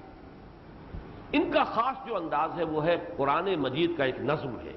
نظام القرآن، مقدمہ نظام القرآن اور تفسیر نظام القرآن، یہ مولانا فراہی کی تصنیف ہے، اور انہوں نے سب عربی زبان میں لکھا تھا، جو اصلاحی صاحب نے پھر ترجمہ کر کے اسے شائع کیا ہے۔ اور میں بتا چکا ہوں کہ میرا جو میڈیکل کالج کا دور ہے اس زمانے میں پہلی مرتبہ یہ اردو ترجمہ تفاسیر فراہی کا شائع ہوا، اور اس سے میں اس فکر سے متعارف ہوا۔ اور اس میں اصل زور ہے عربی لغت، اسالیب بیان اور نظم قرآن، آیات کا باہم نظم اور ربط، سورتوں کا باہمی نظم اور ربط، یہ جوڑوں کی شکل میں سورتوں کا ہونا، یہ در حقیقت اسی مکتبہ فکر کی دریافت ہے۔ پھر خاص طور پر 7 گروپوں میں پورے قرآن کا منقسم ہونا، یہ مولانا اصلاحی صاحب کی آگے مزید پیش قدمی ہے اس نظام القرآن کے سلسلے میں۔ ان گروپوں کا جہاں تک مجھے معلوم ہے مولانا فراہی کے ہاں ذکر نہیں ہے، تو میں نے ان سے استفادہ کیا، بڑا بھرپور استفادہ کیا ہے، اور میرا گہرا تعلق رہا مولانا مودودی کے ساتھ بھی، مولانا اصلاحی صاحب کے ساتھ بھی۔ ابوالکلام مرحوم کو میں نے نہیں دیکھا، مولانا فراہی کا انتقال بھی ہو چکا تھا میری ولادت سے قبل، 11 نومبر 1930 کو ان کا انتقال ہوا، میری تو 26 اپریل 1932 کی پیدائش۔ ابوالکلام آزاد مرحوم جو ہے 1958 میں ان کا انتقال ہوا ہے، لیکن یہ کہ بہرحال وہ ہندوستان اور پاکستان کی تقسیم سن 47 میں جو ہو گئی تھی تو کوئی امکان نہیں تھا، ان کو بھی میں نے دیکھا نہیں۔ لیکن یہ میری 2 مین سورسز ہیں، اور چونکہ میں ان کے حوالے سے پہچانا جاتا ہوں، لہذا جہاں مجھے اختلاف ہے وہ میں تفصیلاً بیان کرتا ہوں، تاکہ عام تاثر یہ نہ ہو کہ میری رائے بھی وہی ہے۔ باقی 2 اور سورسز جو میں نے بیان کیے ہیں وہ علامہ اقبال، وہ نہ مفسر ہے، نہ عارف، نہ مجدد، نہ محدث، نہ فقیہ، نہ مفسر، لیکن یہ ہے کہ فکر قرآنی میرے نزدیک اس دور میں وہ شخص مجدد فکر اسلامی ہے۔ اسلام کا فکر جو ہے، قرآن کا فکر، اس کی ایک تجدید، اس کو رینیو کرنا جدید کانٹیکسٹ میں، جدید science, higher mathematics, higher psychology کے کانٹیکسٹ میں قرآن مجید کے فکر اور فلسفے کو مرتب کرنا اور اس کا اثبات، یہ ان کا بہت بڑا کارنامہ ہے۔ باقی یہ کہ ان کے اشعار میں خود مولانا اصلاحی کی گواہی میں نے، جو میرا کتاب چاہے علامہ اقبال اور ہم، اس میں نقل کی ہے۔ ایک زمانے میں مولانا یہاں ٹھہرے ہوئے تھے، میرے بھی اس زمانے میں بڑے اچھے مراسم کے ساتھ تھے۔ وہ چلے گئے تھے، لاہور سے منتقل ہو گئے تھے خانقاہ ڈوگرہ میں، جہاں ان کا زرعی رقبہ ہے، ان کی اہلیہ کا، وہاں مقیم تھے، لیکن آنکھوں کا آپریشن کرانے کے لیے آئے ہوئے تھے۔ کسی وجہ سے وہ ڈیلے ہو رہا تھا آپریشن۔ اس زمانے میں جو فرصت ہوئی، چونکہ اپنا لکھنا پڑھنے کا معاملہ تو ان کا گاؤں میں تھا، کتابیں تفسیریں جو لکھتے تھے وہ سلسلہ منقطع تھا، یہاں انہوں نے علامہ اقبال کا پورا کلام از اول تا آخر دوبارہ پڑھا، پہلے بھی پڑھا ہوگا۔ اس پر جو تاثر تھا ان کا وہ میں نے نقل کیا ہے، بڑا گہرا تاثر ہے یہ۔ واقعہ یہ کہ خود اس کے اندر ان کی اپنے فہم اور اپنی ذہانت کی بھی عکاسی ہوتی ہے اس تاثر کے اندر، اور میں نہیں سمجھتا کہ علامہ اقبال کو خاص طور پر اس اعتبار سے ایسا ٹریبیوٹ کسی شخص نے پے کیا، بہت جامع الفاظ۔ انہوں نے ایک تو یہ کہا کہ علامہ اقبال کا کلام پڑھ کر میرا کلیجہ دھس گیا، میرا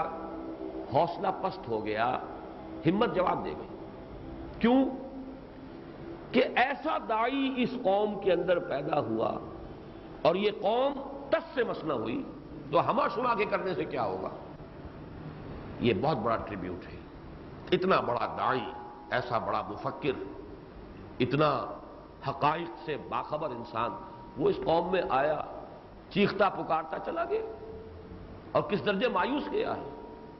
تیرے محیط میں کہیں گوہر زندگی نہیں، ڈھونڈ چکا میں موج موج، دیکھ چکا صدف صدف، اس درجے مایوس، کہیں گوہر زندگی ہے ہی نہیں اس قوم کے اندر۔ بہرحال وہ جیسا کہ میں نے پہلے بھی تاثر بیان کیا ہے، نہ مصطفیٰ نہ رضا شاہ سے میں، نہ مصطفیٰ نہ رضا شاہ میں نمود اس کی کہ روح شرق بدن کی تلاش میں ہے ابھی۔ دوسری بات مولانا اصلاحی جو کہی وہ زیادہ اہمیت رکھتی ہے اس وقت کے حوالے سے،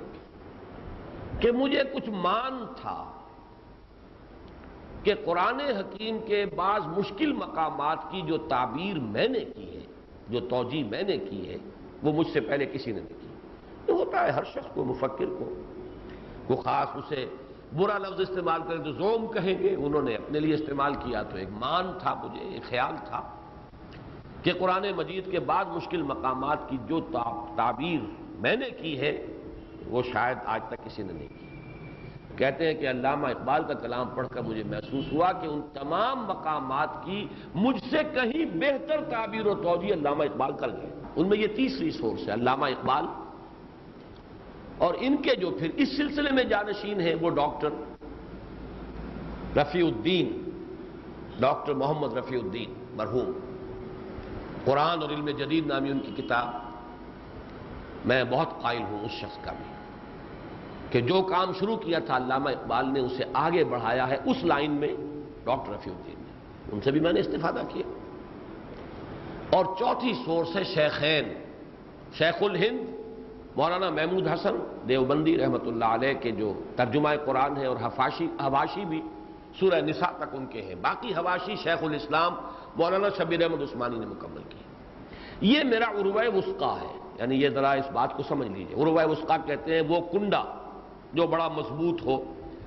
اگر آپ کہیں سے لٹکے ہوئے فرض کیجئے تو ایک کنڈے پر آپ کا ہاتھ ہے اور وہی آپ کی گویا کہ ضمانت آپ کی وہی کنڈا ہے، آپ اس کا سہارا لیے ہوئے ہوں، کہیں لٹکے ہوئے ہیں، کہیں کسی جہاز سے کہیں گر گیا ہے کوئی آدمی نیچے، لیکن یہ کہ جو کنڈے لگے ہوتے ہیں مختلف جگہوں پر، کوئی کنڈا اس کے ہاتھ میں آ گیا وہ اس کے ساتھ لٹکا ہوا ہے، اب اسی کنڈے میں اس کی جان ہے، فرض کیجئے کنڈا ہی نکل جائے تو گیا، ختم ہوا، یہ کنڈا ہاتھ سے چھوٹ جائے، تو یہ العروۃ الوثقیٰ مضبوط کنڈا۔ تو مضبوط کنڈا بئی مانا کہ یہ ہے وہ حضرات شیخ الہند شیخ الاسلام جو اسلاف کے ساتھ جڑے ہوئے ہیں، ان کے ہاں تفسیر ہو، فقہ ہو، مسائل ہوں، اس میں وہ تجدد کا جذبہ نہیں ہے کہ نئی بات نکالیں، کوئی نئی بات ہی پیدا کریں، بلکہ اسلاف کے ساتھ جڑے ہوئے۔ اس کا فائدہ یہ ہوتا ہے کہ اگر آپ فرض کیجئے کچھ آزادانہ غور و فکر کر بھی رہے ہیں، لیکن اپنے آزادانہ غور و فکر کو اگر آپ اس پر پیش کرتے رہیں، اس کا تقابل کرتے رہیں، توازن کرتے رہیں، معلوم ہو جائے کہ کہاں آپ جو اسلاف کا راستہ ہے اسے ڈیویٹ کر رہے ہیں۔ اب ایک تو مسئلہ یہ ہے کہ اسلاف کا معاملہ اگر ہے سائنٹیفک فینومینا کا تو اصولاً میں نے طے کر لیا، اس میں اسلاف کے ساتھ بندے رہنا کوئی ضروری نہیں ہے، اس لیے کہ سائنسی معلومات ان کے پاس بہت کم تھی،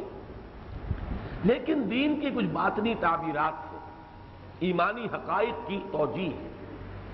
پھر اس کا جو خاص طور پر احکام کا حصہ ہے، جو دین کا عملی حصہ ہے، اس میں تو میں سمجھتا ہوں کہ اسلاف کے ساتھ جڑے رہنا اسی میں عافیت ہے، اسی میں حفاظت ہے، ورنہ یہ کہ ذرا سا وہ کنڈا اگر چھوٹ گیا ہاتھ سے تو پھر نہ معلوم ہمارے زمانے میں جو مختلف روئیں چل رہی ہیں، فکری روئیں، الہادی روئیں، مختلف قسم کے جو فتنے ہیں، آدمی کسی لہر جو ہے اس کے ہاتھ وہ اگر لگ گیا وہ لہر اسے نہ معلوم کہاں سے کہاں لے جائے، اور ضل ضلالا بعیدا۔ تو میری جو چار سورسز ہیں میں نے معین کیا کہ اصلاً دو، ابو الکلام ابو الاعلیٰ، انہیں میں کہا کرتا ہوں ابوین، مولانا فراہی مولانا اصلاحی، ان کے ساتھ میرا رابطہ رہا، میں نے استفادہ کیا، بلکہ میرا قرآن مجید سے پہلا ربط قائم ہی ہوا ہے تفہیم القرآن، میں نے بارہا بیان کیا ہے۔ 1947 میں جب ہم میسور تھے، ایک محلے کے اندر مسلمان جمع ہو گئے تھے حصار کے، اور وہ کچھ مورچے بنا کر مدافعت کر رہے تھے، ہندوؤں کے حملے ہو رہے تھے، تو مسجد میں اور میرے بڑے بھائی اظہار احمد صاحب یہ پڑھ رہے تھے اس زمانے میں، بلکہ یہ بھی پاس کر کے آ گئے تھے BSc انجینئرنگ کا امتحان یہیں سے، لاہور کے میکلگن کالج سے، یہ بھی وہیں پر تھے، ہم بھی وہاں تھے۔ تو اس وقت سورہ یوسف کی تفہیم چھپ رہی تھی ترجمان القرآن میں، وہ پرچے جمع کر کے ہم مطالعہ کر رہے تھے، اس وقت سے میرا اصل تعلق قائم ہوا ہے قرآن حکیم کے ساتھ، لیکن اس میں پھر گہرائی نظم کلام کے اعتبار سے، قرآن کے خاص اسالیب کے اعتبار سے یہ مولانا اصلاحی کی تحریروں سے پیدا ہوا۔ باقی علامہ اقبال ایک تھرڈ ڈائمنشن ہے، اور عروہ وثقیٰ یہ علماء جو ہمارے سلف سے متعلق ہیں، ان میں سے جو پہلے دو ہیں جہاں انس کا کوئی معاملہ ہوتا ہے جس کو میں سمجھتا ہوں کہ غلط ہے، میں اس کو تفصیل سے بیان کرتا ہوں۔ اس کی ایک مثال ہے یہ سورہ فیل۔ مولانا فرائی نے یہاں تمام اسلاف سے ہٹ کر ایک رائے اختیار کی، میں اس سے پہلے سورۃ العصر کے ضمن میں مولانا فراہی کے ساتھ جو میرا تعلق ہے، خاص طور پر سورۃ العصر کی تفسیر میں جو ان کا اونچا مقام میرے اپنے علم کی حد تک اور فہم کی حد تک ہے، میں اس کا بیان کر چکا ہوں، لیکن یہ کہ یہ دوسرا رخ بھی میں چاہتا ہوں کہ آج بیان ہو جائے۔ یہاں مولانا فراہی کے ذہن میں ایک خیال آیا، کیوں آیا اس کا ایک پس منظر ہے، وہ میں بعد میں بیان کروں گا، کہ یہ چڑیوں کا آنا اور چڑیوں کے ذریعے سے کنکروں کا مارا جانا اور اس سے ہلاک ہو جانا، کوئی جدید سائنسی ذہن اسے قبول نہیں کرتا، لہذا کوئی اور توجیہ۔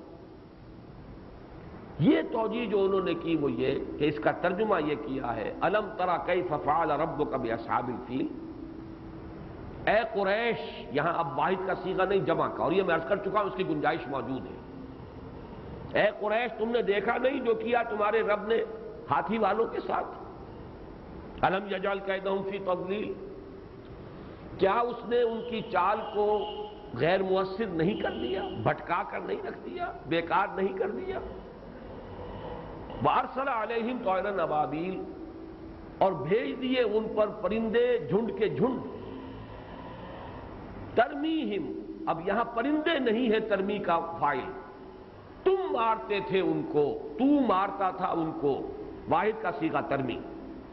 یہ ترمی یا واحد مذکر حاضر کا صیغہ ہو سکتا ہے یا واحد مؤنث غائب کا صیغہ، رما یرمی سے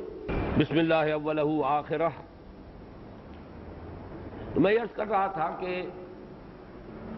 بجائے اس کے کہ وہ کنکریاں پرندوں کی طرف سے مارے جانے کا جو تصور جو میں پیش کر چکا ہوں اس کو وہ تسلیم کرتے، مولانا فراہی نے یہ تصور دیا ہے کہ اصل میں یہ سنگ باری کی قریش ہے، وہ پہاڑوں کے اوپر چڑھ گئے اور وہاں سے انہوں نے پتھراؤ کیا، اور اللہ تعالیٰ نے ان کے پتھراؤ ہی کے پردے میں اپنی طرف سے بھی ان کی ہلاکت کا سامان کر دیا۔ یہ ایک خاص نقطہ نظر ہے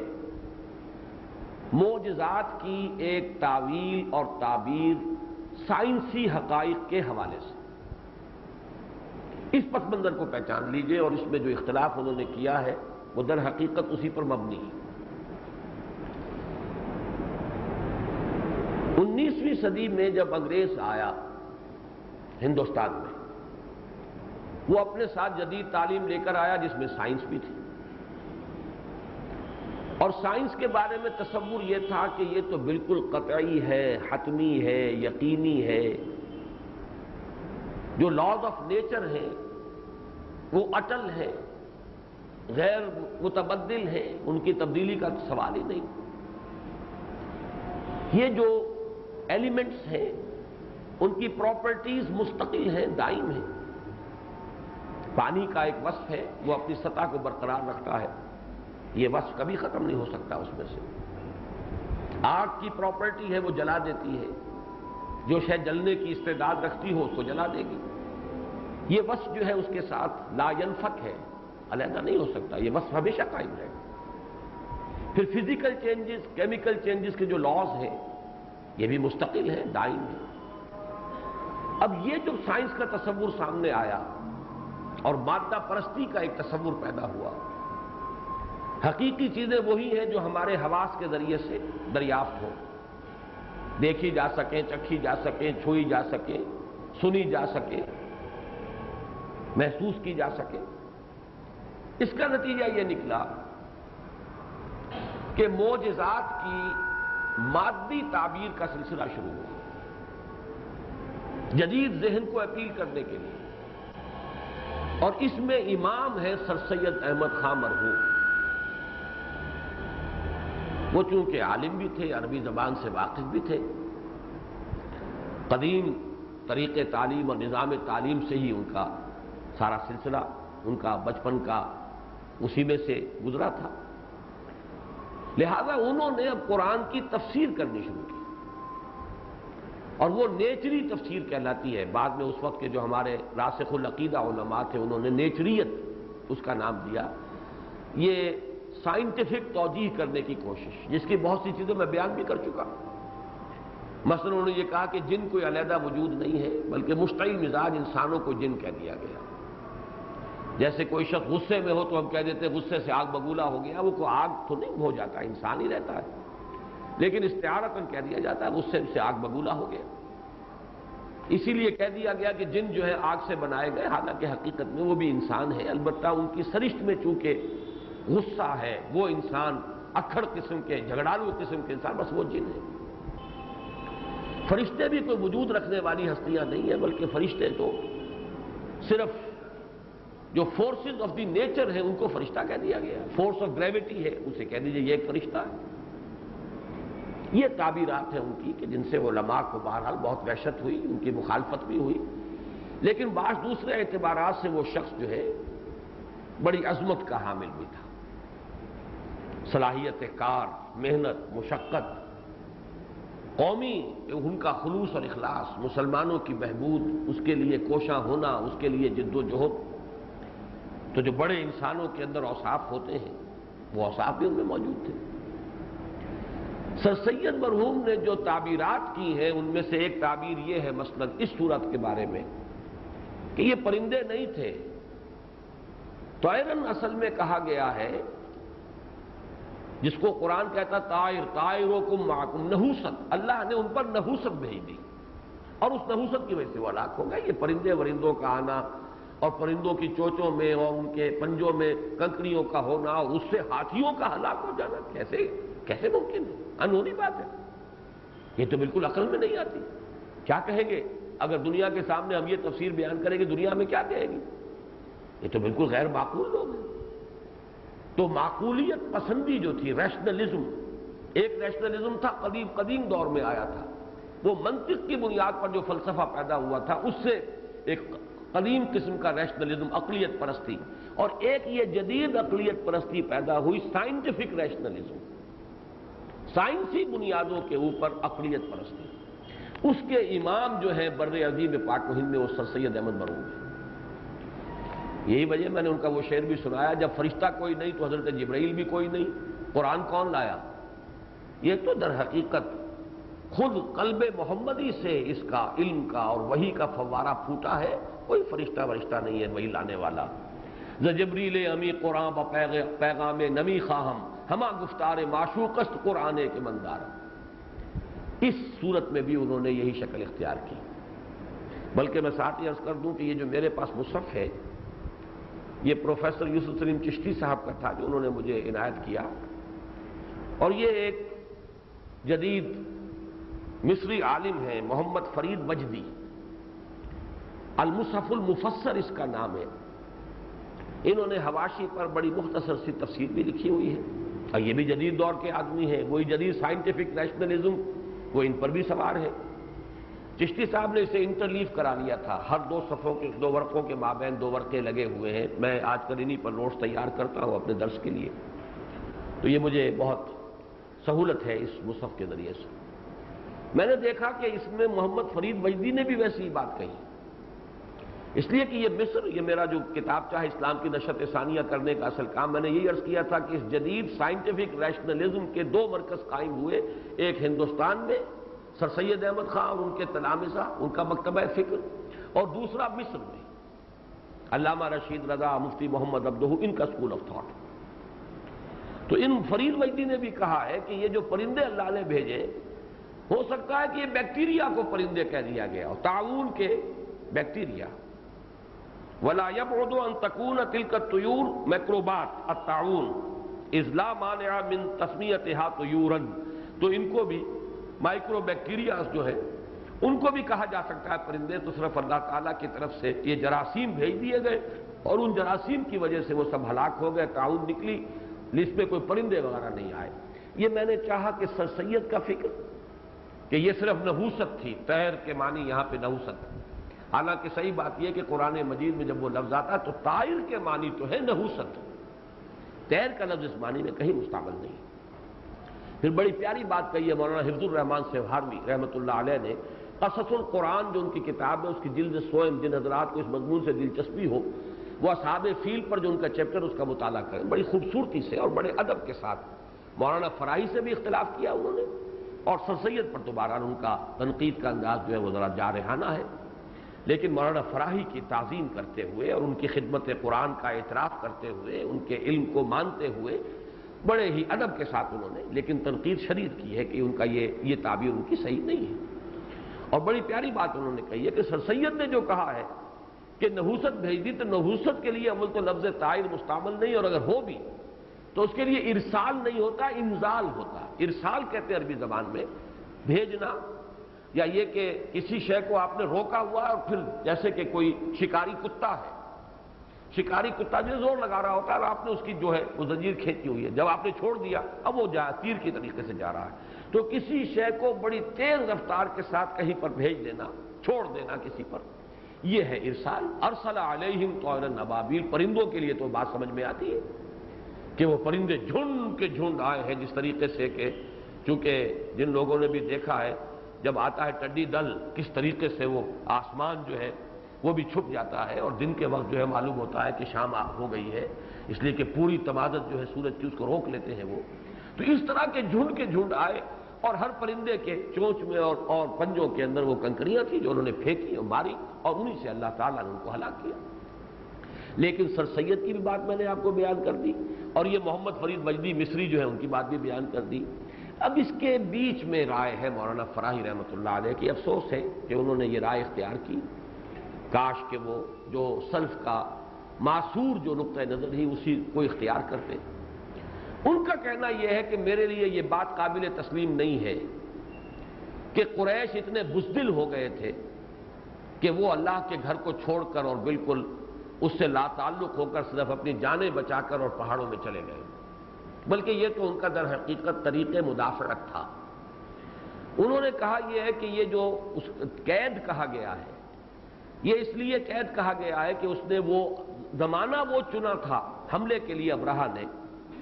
جبکہ حجاج جو ہیں، بلکہ انہوں نے تو عجیب بات کہی ہے کہ حج کا زمانہ اس نے چنا جبکہ حجاج بھی وہاں موجود ہوں، تاکہ وہ دیکھ لیں کہ کس طرح تمام عرب کے کونے کونے سے آئے ہوئے حاجی دیکھ لیں کہ کس طریقے سے وہ جس کو سمجھتے تھے اللہ کا گھر وہ منہدم ہو گیا، اور اسی طریقے سے مرکزیت جو ہے کعبے کی وہ ختم ہو گئی۔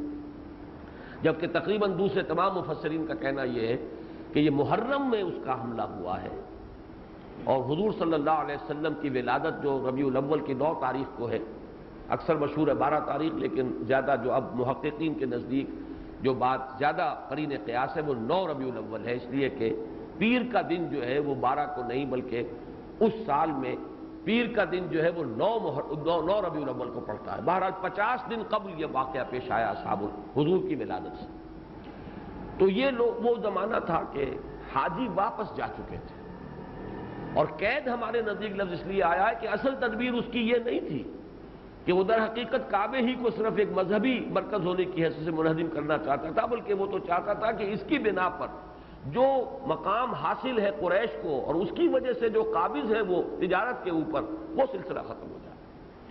ان کا کہنا یہ ہے کہ نہیں، صورت یہ تھی کہ یہ قریش پہاڑوں پر چڑھے جان بچانے کے لیے نہیں، پتھراؤ کرنے کے لیے۔ تو ترمیہم میں واحد مخاطب کا صیغہ ہے وہی کہ جو علم ترا میں ہے، ترمی کے فاعل پرندے نہیں ہیں، ترمیہم تو مارتا تھا، یعنی اے مخاطب، اے وہ لوگ کہ جو اس وقت موجود تھے، تم سنگ باری کر رہے تھے ان ہاتھیوں پر بھی اور لشکر پر بھی، جس سے کہ اللہ تعالیٰ نے انہیں بنا کر رکھ دیا بھس کھایا ہوا، فجعلہم کعصف مأکول۔ یہ تعویل ہے ان کی، ترمیہم کا فاعل جو ہے بجائے ان پرندوں کو ماننے کے، انہوں نے کہا پرندے تو اصل میں آئے تھے اس لیے کہ یہ اللہ تعالیٰ نے حیوانات کے اندر بھی ایک حص رکھی ہوئی ہے۔ جب بھی کبھی کوئی لشکر چلتا تھا کہیں حملہ آور ہونے کے لیے تو پرندوں کو بھی معلوم ہو جاتا، جو گوشت خور پرندے ہیں، گدھ قسم کے جو لاشیں کھاتے ہیں، مردار خور، انہیں اندازہ ہو جاتا تھا کہیں جنگ ہوگی اور بہت سے لوگ مریں گے اور بہت سے جسم جو ہے پڑے ہوئے ملیں گے ہمیں، اور ہم جا کر ہماری ضیافت کا سامان ہونے والا ہے، تو وہ جھنڈ کے جھنڈ جو ہے لشکر کے ساتھ آیا کرتے تھے۔ یہ اس لشکر کے ساتھ آئے تھے اس امید میں کہ جب ہلاکت ہوگی اور یہ حملہ کرنے جا رہے ہیں، جنگ ہوگی تو ہمیں بہت سی انسانی لاشیں جو ہے ہماری ضیافت کا سامان ہوگا، اس معنی میں وہ پرندوں کا تذکرہ ہے، ورنہ وہ پرندے اللہ نے اس لیے نہیں بھیجے تھے کہ ان کے ذریعے سے انہیں ہلاک کریں۔ یہ تعبیر اور یہ توجیہ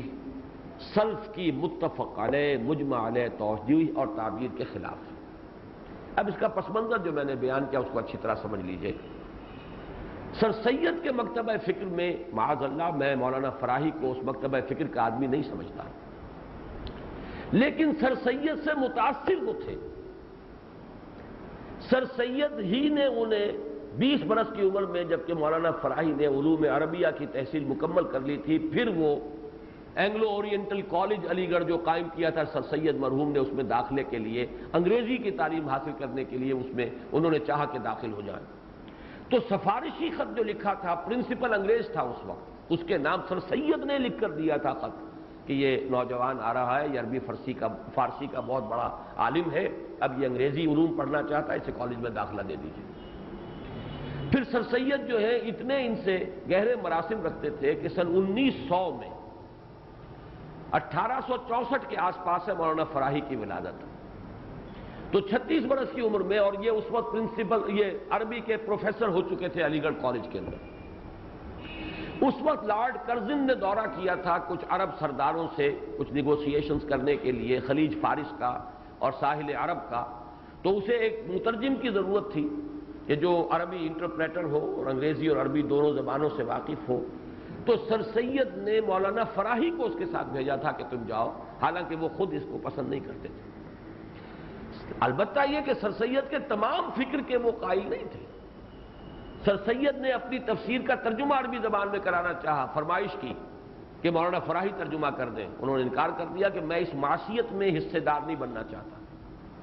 اس گمراہی میں میں شریک نہیں ہونا چاہتا۔ یہ مولانا فراہی کا قول، انہوں نے اس تفسیر کا بحث کے مجموعی اس تفسیر کا ترجمہ کرنے سے انکار کر دیا۔ اور الحمدللہ کہ ابھی مجھے خیال آیا ہے، نوٹ کرا دوں، بین ہی یہ معاملہ میں نے کیا ہے مولانا اصلاحی صاحب کی تفسیر تدبر قرآن کے ساتھ، جب چوتھی جلد میں انہوں نے رجم کو ماننے سے انکار کیا ہے، جس پر پوری امت کا اجماع رہا ہے، سوائے خوارج کے ایک چھوٹی سی جماعت کے، تمام جتنے بھی ہمارے ہاں جتنے بھی مسلک ہیں، جتنے بھی مذاہب فقہ ہیں، جتنے بھی سکولز آف تھاٹ ہیں اسلامک لا کے، وہ حنبلی، شافعی، مالکی، حنفی، ظاہری اور زیدی اور شیعہ اور جعفری، سب کے سب اس پر متفق ہیں کہ زنا کرنے والا مرد یا عورت اگر وہ شادی شدہ ہے تو اس کی حد ہے رجم، سنسار کیا جانا۔ جب اس سے اختلاف کر کے مولانا اصلاحی صاحب نے ایک علیحدہ راستہ ایسا اختیار کیا کہ جو منکرین حدیث کا موقف ہے وہ اختیار کر لیا، اس کے بعد سے میں نے طے کر لیا کہ میں ان کی تفسیر شائع نہیں کروں،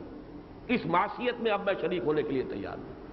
میں نے جب انہی دونوں مولانا اصلاحی صاحب ہی کی لکھی ہوئی جو سوانح عمری ہے، مولانا فراہی کی اپنے استاد کے حالات زندگی لکھے ہیں، اس میں جب یہ جملہ پڑھا کہ مولانا فراہی نے سر سید کی تفسیر کا عربی ترجمہ کرنے سے انکار کیا یہ کہہ کر کہ میں اس معصیت کی اشاعت میں شریک نہیں ہونا چاہتا، تو میں نے اللہ کا شکر ادا کیا کہ میں نے بھی بعین ہی وہی موقف اختیار کیا ہے خود مولانا اصلاحی کی تفسیر کے بارے میں، جب انہوں نے پوری امت کے اجماعی موقف سے ہٹ کر ایک علیحدہ اور وہ راستہ اختیار کیا کہ جو منکرین سنت نے اختیار کیا، تو میں نے بھی اس کو تفسیر کو آئندہ شائع کرنے سے انکار کیا۔ بعد میں اس کا جو معاملہ سارا انہیں ہم نے واپس کر دیا، اب وہ ایک اور نظام کے تحت تفسیر چھپتی ہے، اب اس کے اندر میں شامل نہیں۔ بہرحال یہ پس منظر ہے، اس کو سمجھ لیجئے کہ یہ جو سائنٹیفک ریشنلزم آیا تھا یہ اتنا زوردار تھا، سائنس کا رعب اتنا تھا کہ اس زمانے میں شاید ہی وہ لوگ ہیں کہ جو بچ سکے ہیں اس سے، اور یہ وہ لوگ ہیں عروۃ الوثقیٰ والے جو سلف کے ساتھ جڑے ہوئے ہیں، جنہوں نے سلف کے ساتھ اپنے آپ کو مضبوطی کے ساتھ باندھا ہوا ہے، صرف وہ بچ سکے ہیں، ورنہ کوئی کم کوئی زیادہ، کوئی کسی قدر تھوڑا کوئی کسی قدر زیادہ، کسی نہ کسی درجے میں اس دور میں سائنٹیفک نیشنلزم سے متاثر ہوئے۔ اور مولانا فراہی کا تو چونکہ قرب رہا بہت بڑا، جیسے ہمارے ہاں ادارہ ثقافت اسلامیہ قائم ہوا، خواجہ عبدالحکیم، ڈاکٹر عبدالحکیم، بڑی زبردست شخصیت،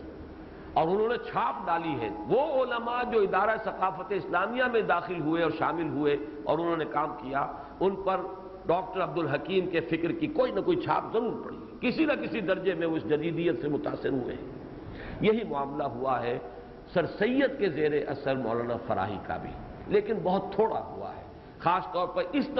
صورت کی تفسیر میں تو اکثر چونکہ ہمارے مفسرین نے پھر ان پر تنقید کی ہے، مولانا مودودی نے بھی بڑی جامع تنقید کی ہے، ان کے دلائل جو ہیں ان کا رد کیا ہے،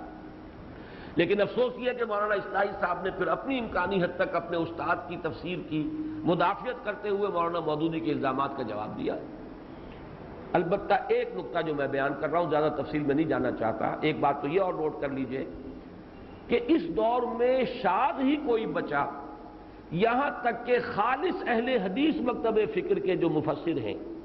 مولانا ثناء اللہ امرتسری، وہ بھی چونکہ اس دور کے آدمی ہیں، یہ سائنس کا روب اور سائنس کی دھاک اور سائنٹیفک ریشنلزم سے مروبیت، چنانچہ وہ بہت سے حضرات کے علم میں ہوگا، میں نے بیان کیا ہے کہ انہوں نے وہ جو سورہ بقرہ میں آیا ہے، حضرت ابراہیم علیہ السلام نے اللہ سے عرض کیا تھا کہ ارنی کیف تحیی الموتیٰ، جس کا جواب اللہ تعالیٰ نے فرمایا کہ ایسا کرو کہ 4 پرندوں کو اپنے سے مانوس کر لو، اور جو بھی اس مقام کی تفسیر ہے تمام امت کی وہ یہ ہے کہ پھر انہیں ہلاک کرو، ان کے ٹکڑے کرو، ان کا قیمہ بناؤ، پھر ان کے گوشت کو آپس میں ملا دو، اور پھر تھوڑا تھوڑا سا گوشت جا کر 4 پہاڑیوں پہ رکھ دو، پھر بلاؤ انہیں، چونکہ وہ مانوس تھے تم سے، تمہاری آواز پر دوڑ کر آ جاتے تھے، پھر بلاؤ اور وہ تمہارے پاس دوڑتے ہوئے آ جائیں گے۔ اس کی انہوں نے توجیہ یہ کی ہے کہ قیمہ ویمہ کرنا نہیں ہے، بلکہ یہ ہے کہ صرف ان کو اپنے سے مانوس کر لو، اور ایک ایک پرندے کو سالم اور جاندار پرندے کی حیثیت سے 4 پہاڑیوں پہ رکھاؤ، پھر پکارو تو وہ آ جائیں گے۔ اب سوال پیدا ہوا کہ پھر اس میں وہ خاص بات کیا ہوئی؟ ایک صاحب نے بڑا فقرہ چست کیا ہے، ہر بٹیر باز جو ہے جانتا ہے کہ اس کا جو بٹیرا ہوتا ہے جب وہ اس کو پکارتا تو آ جاتا ہے، ہر کبوتر باز کو معلوم ہے یہ۔ تو قرآن اتنے اہتمام کے ساتھ جو بیان کر رہا ہے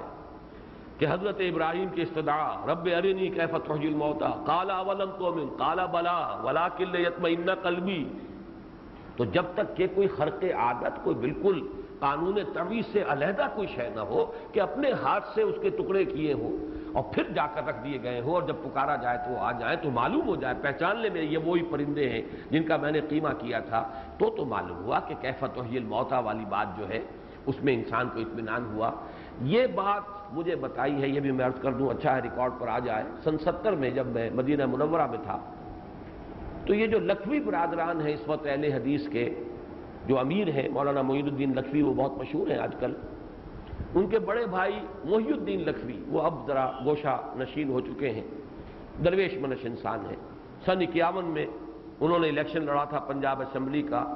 اور وہ واحد نمائندے پھر قرار پائے تھے جماعت اسلامی کے پنجاب کی پروونشل اسمبلی میں۔ ان کے والد مرحوم مولانا محمد علی لکھوی سے میری ملاقات ہوئی، یہ سن 70 میں رمضان مبارک کے دوران مدینہ منورہ میں، اور انہوں نے کہا کہ ہم نے بات کی تھی مولانا ثناء اللہ امرتسری سے کہ یہ کیا بات آپ کر رہے ہیں؟ انہوں نے کہا بھئی میں کیا کروں، میری بڑی مجبوری ہے، مجھے چونکہ آریہ سماجیوں سے بات کرنی پڑتی ہے، مجھے چونکہ عیسائی مشنریز سے مناظرے کرنے پڑتے ہیں، تو ایسی باتیں میں کیسے مانوں جو ان سے نہ منوا سکوں،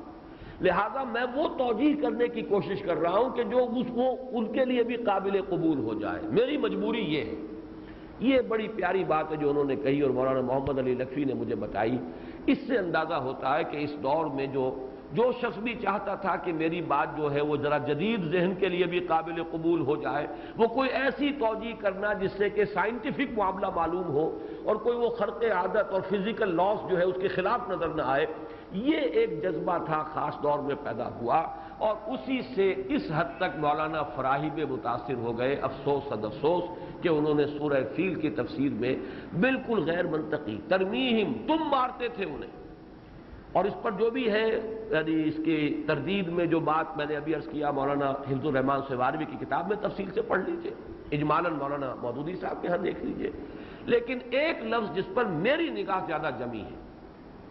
جس سے کہ مولانا فراہی کی بات کی قطعاً نفی ہو جاتی ہے، اور حیران ہوں میں کہ مولانا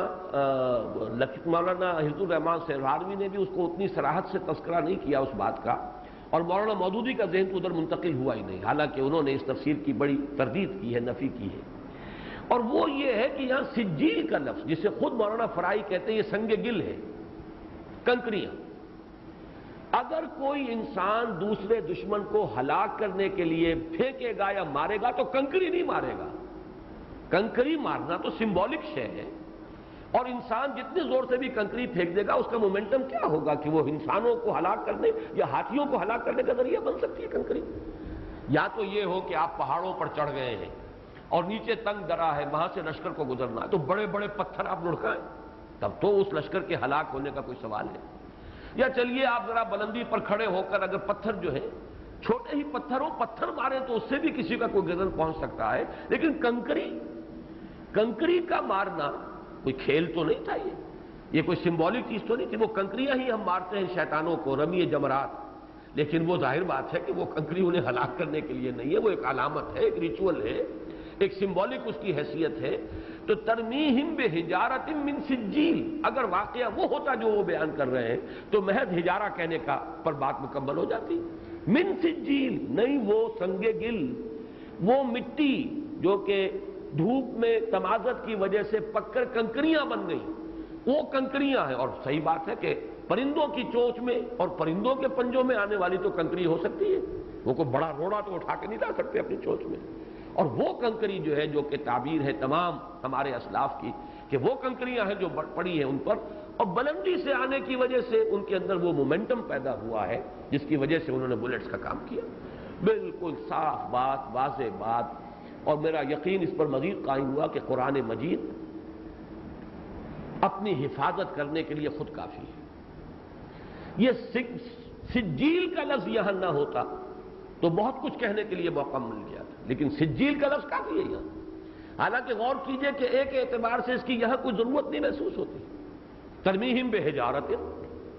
ایک تو یہ کہ جو فواصل آیات ہے، جو قافیہ ہے یہاں، اس کی رعایت ہو گئی۔ الم تر کیف فعل ربک باصحاب الفیل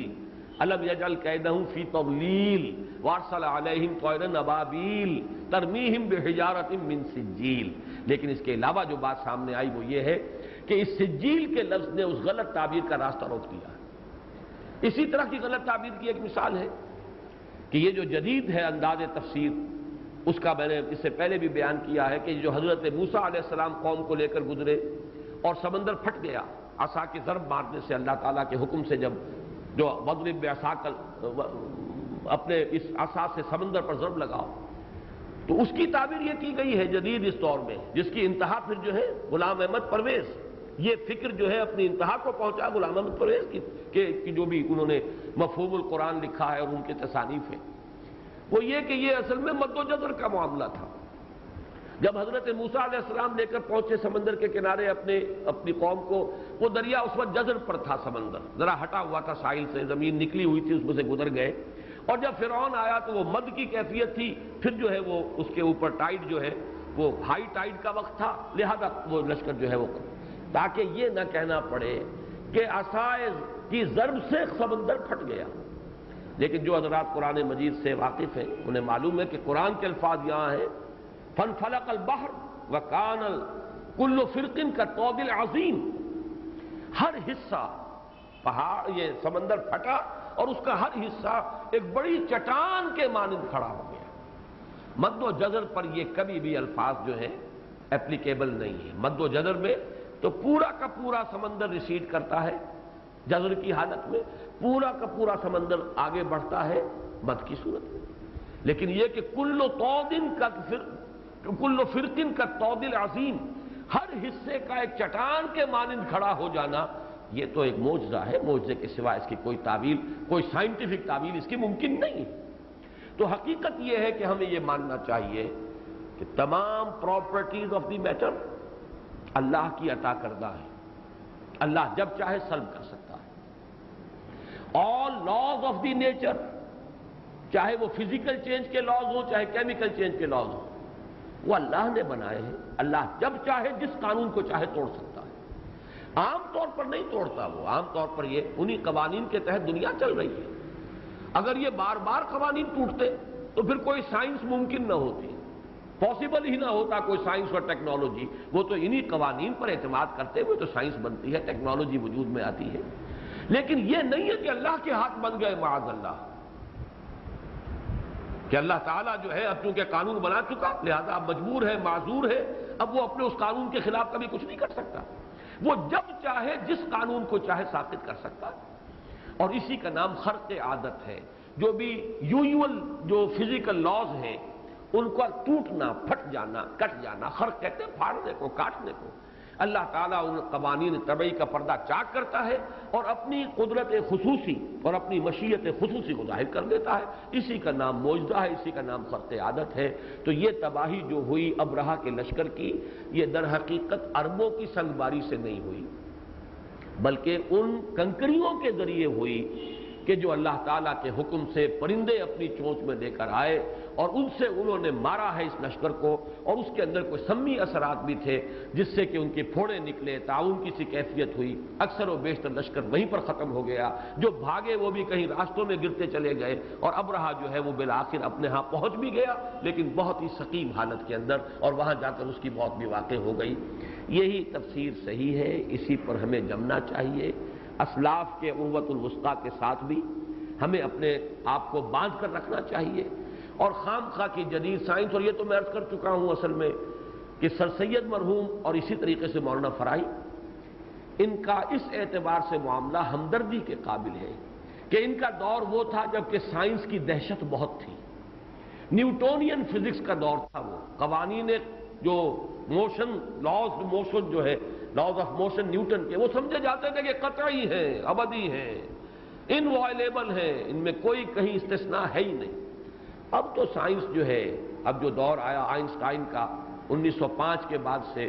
فزکس کے پریمیسز بدل گئے، اس کے صغرا کبرا بدل گئے، اس کے مقدمات تبدیل ہو گئے. اب بہت آسان ہے. لیکن ظاہر بات ہے کہ مولانا فراہی رحمۃ اللہ علیہ کا انتقال 1930 میں ہو گیا ہے. ابھی وہ سائنس کے ان چیزوں سے واقف نہیں تھے. وہی قدیم دور جو ہے اور اس کے جو اثرات تھے وہ ابھی ہمارے ان بزرگوں کے اوپر تھے. اللہ تعالیٰ ان کی لغزشوں سے درگزر فرمائے، انہیں معاف فرمائے. اب بس صرف سورہ قریش جو ہے اس کے بارے میں چند باتیں، اس لیے کہ اس میں کوئی اشکال نہیں ہے. لإیلاف قریش، یہاں لام کے بارے میں دو رائے ہیں جو خاصی ایک دوسرے سے مختلف ہیں.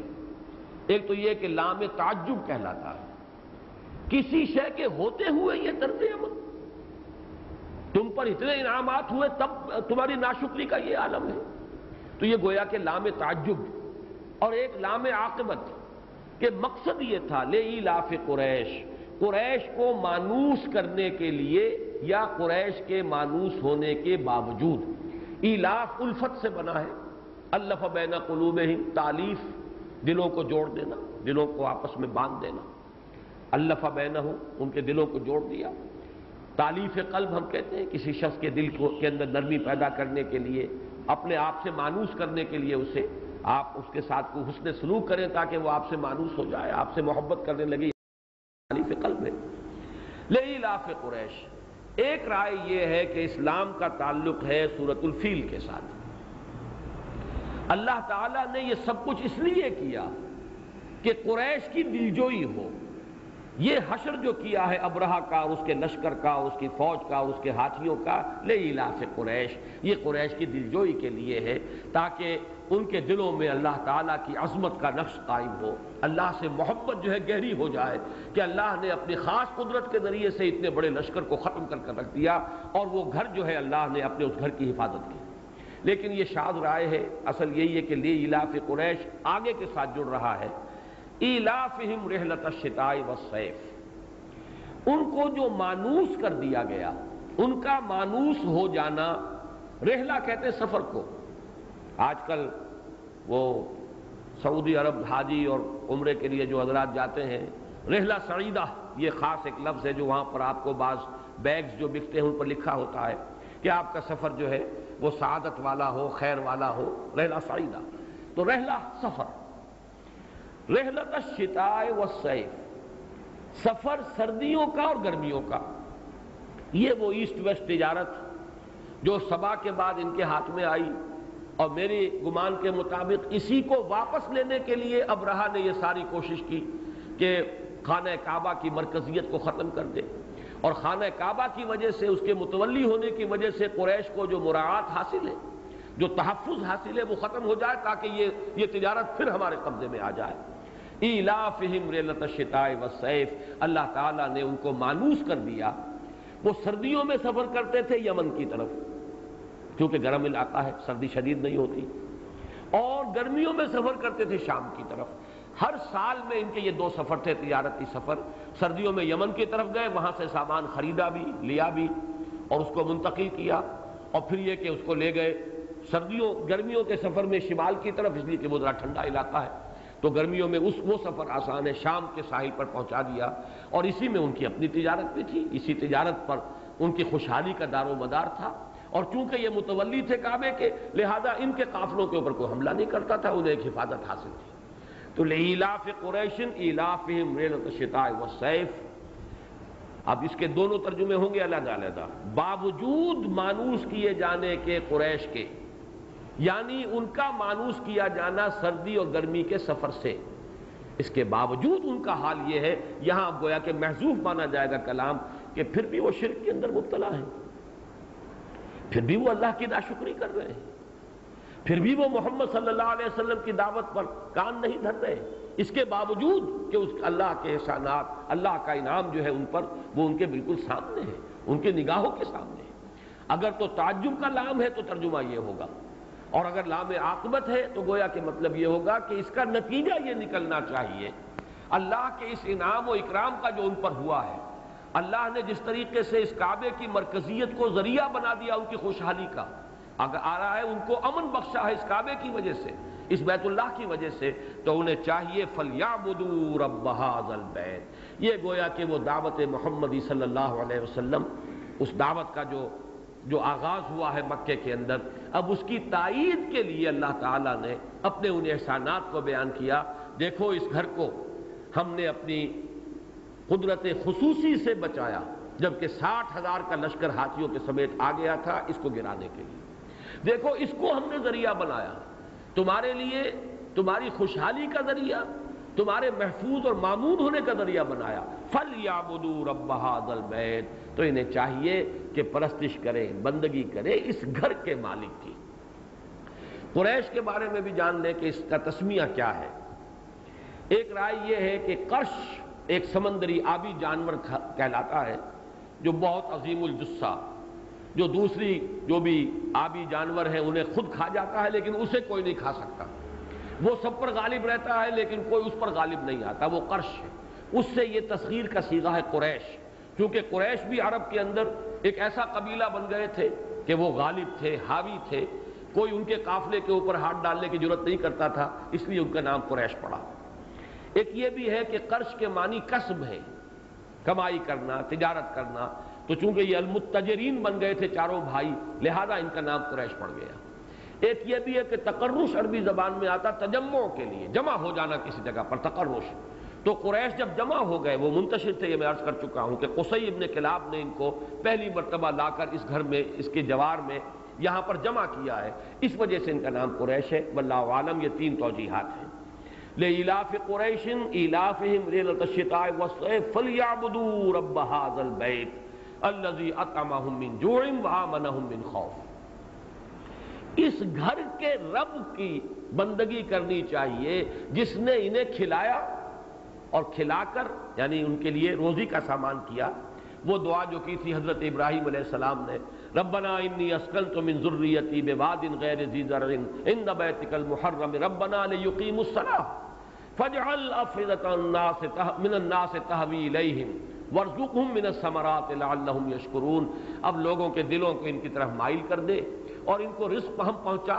میووں کا رزق، تاکہ یہ شکر ادا کرے۔ یہ وادی تو وہ ہے جس میں کوئی چیز پیدا نہیں ہوتی، کوئی زراعت نہیں ہے، واد غیر ذی زرع میں تیرے حکم سے میں نے اپنی نسل کی ایک شاخ جو ہے اسے یہاں آباد کر دیا ہے۔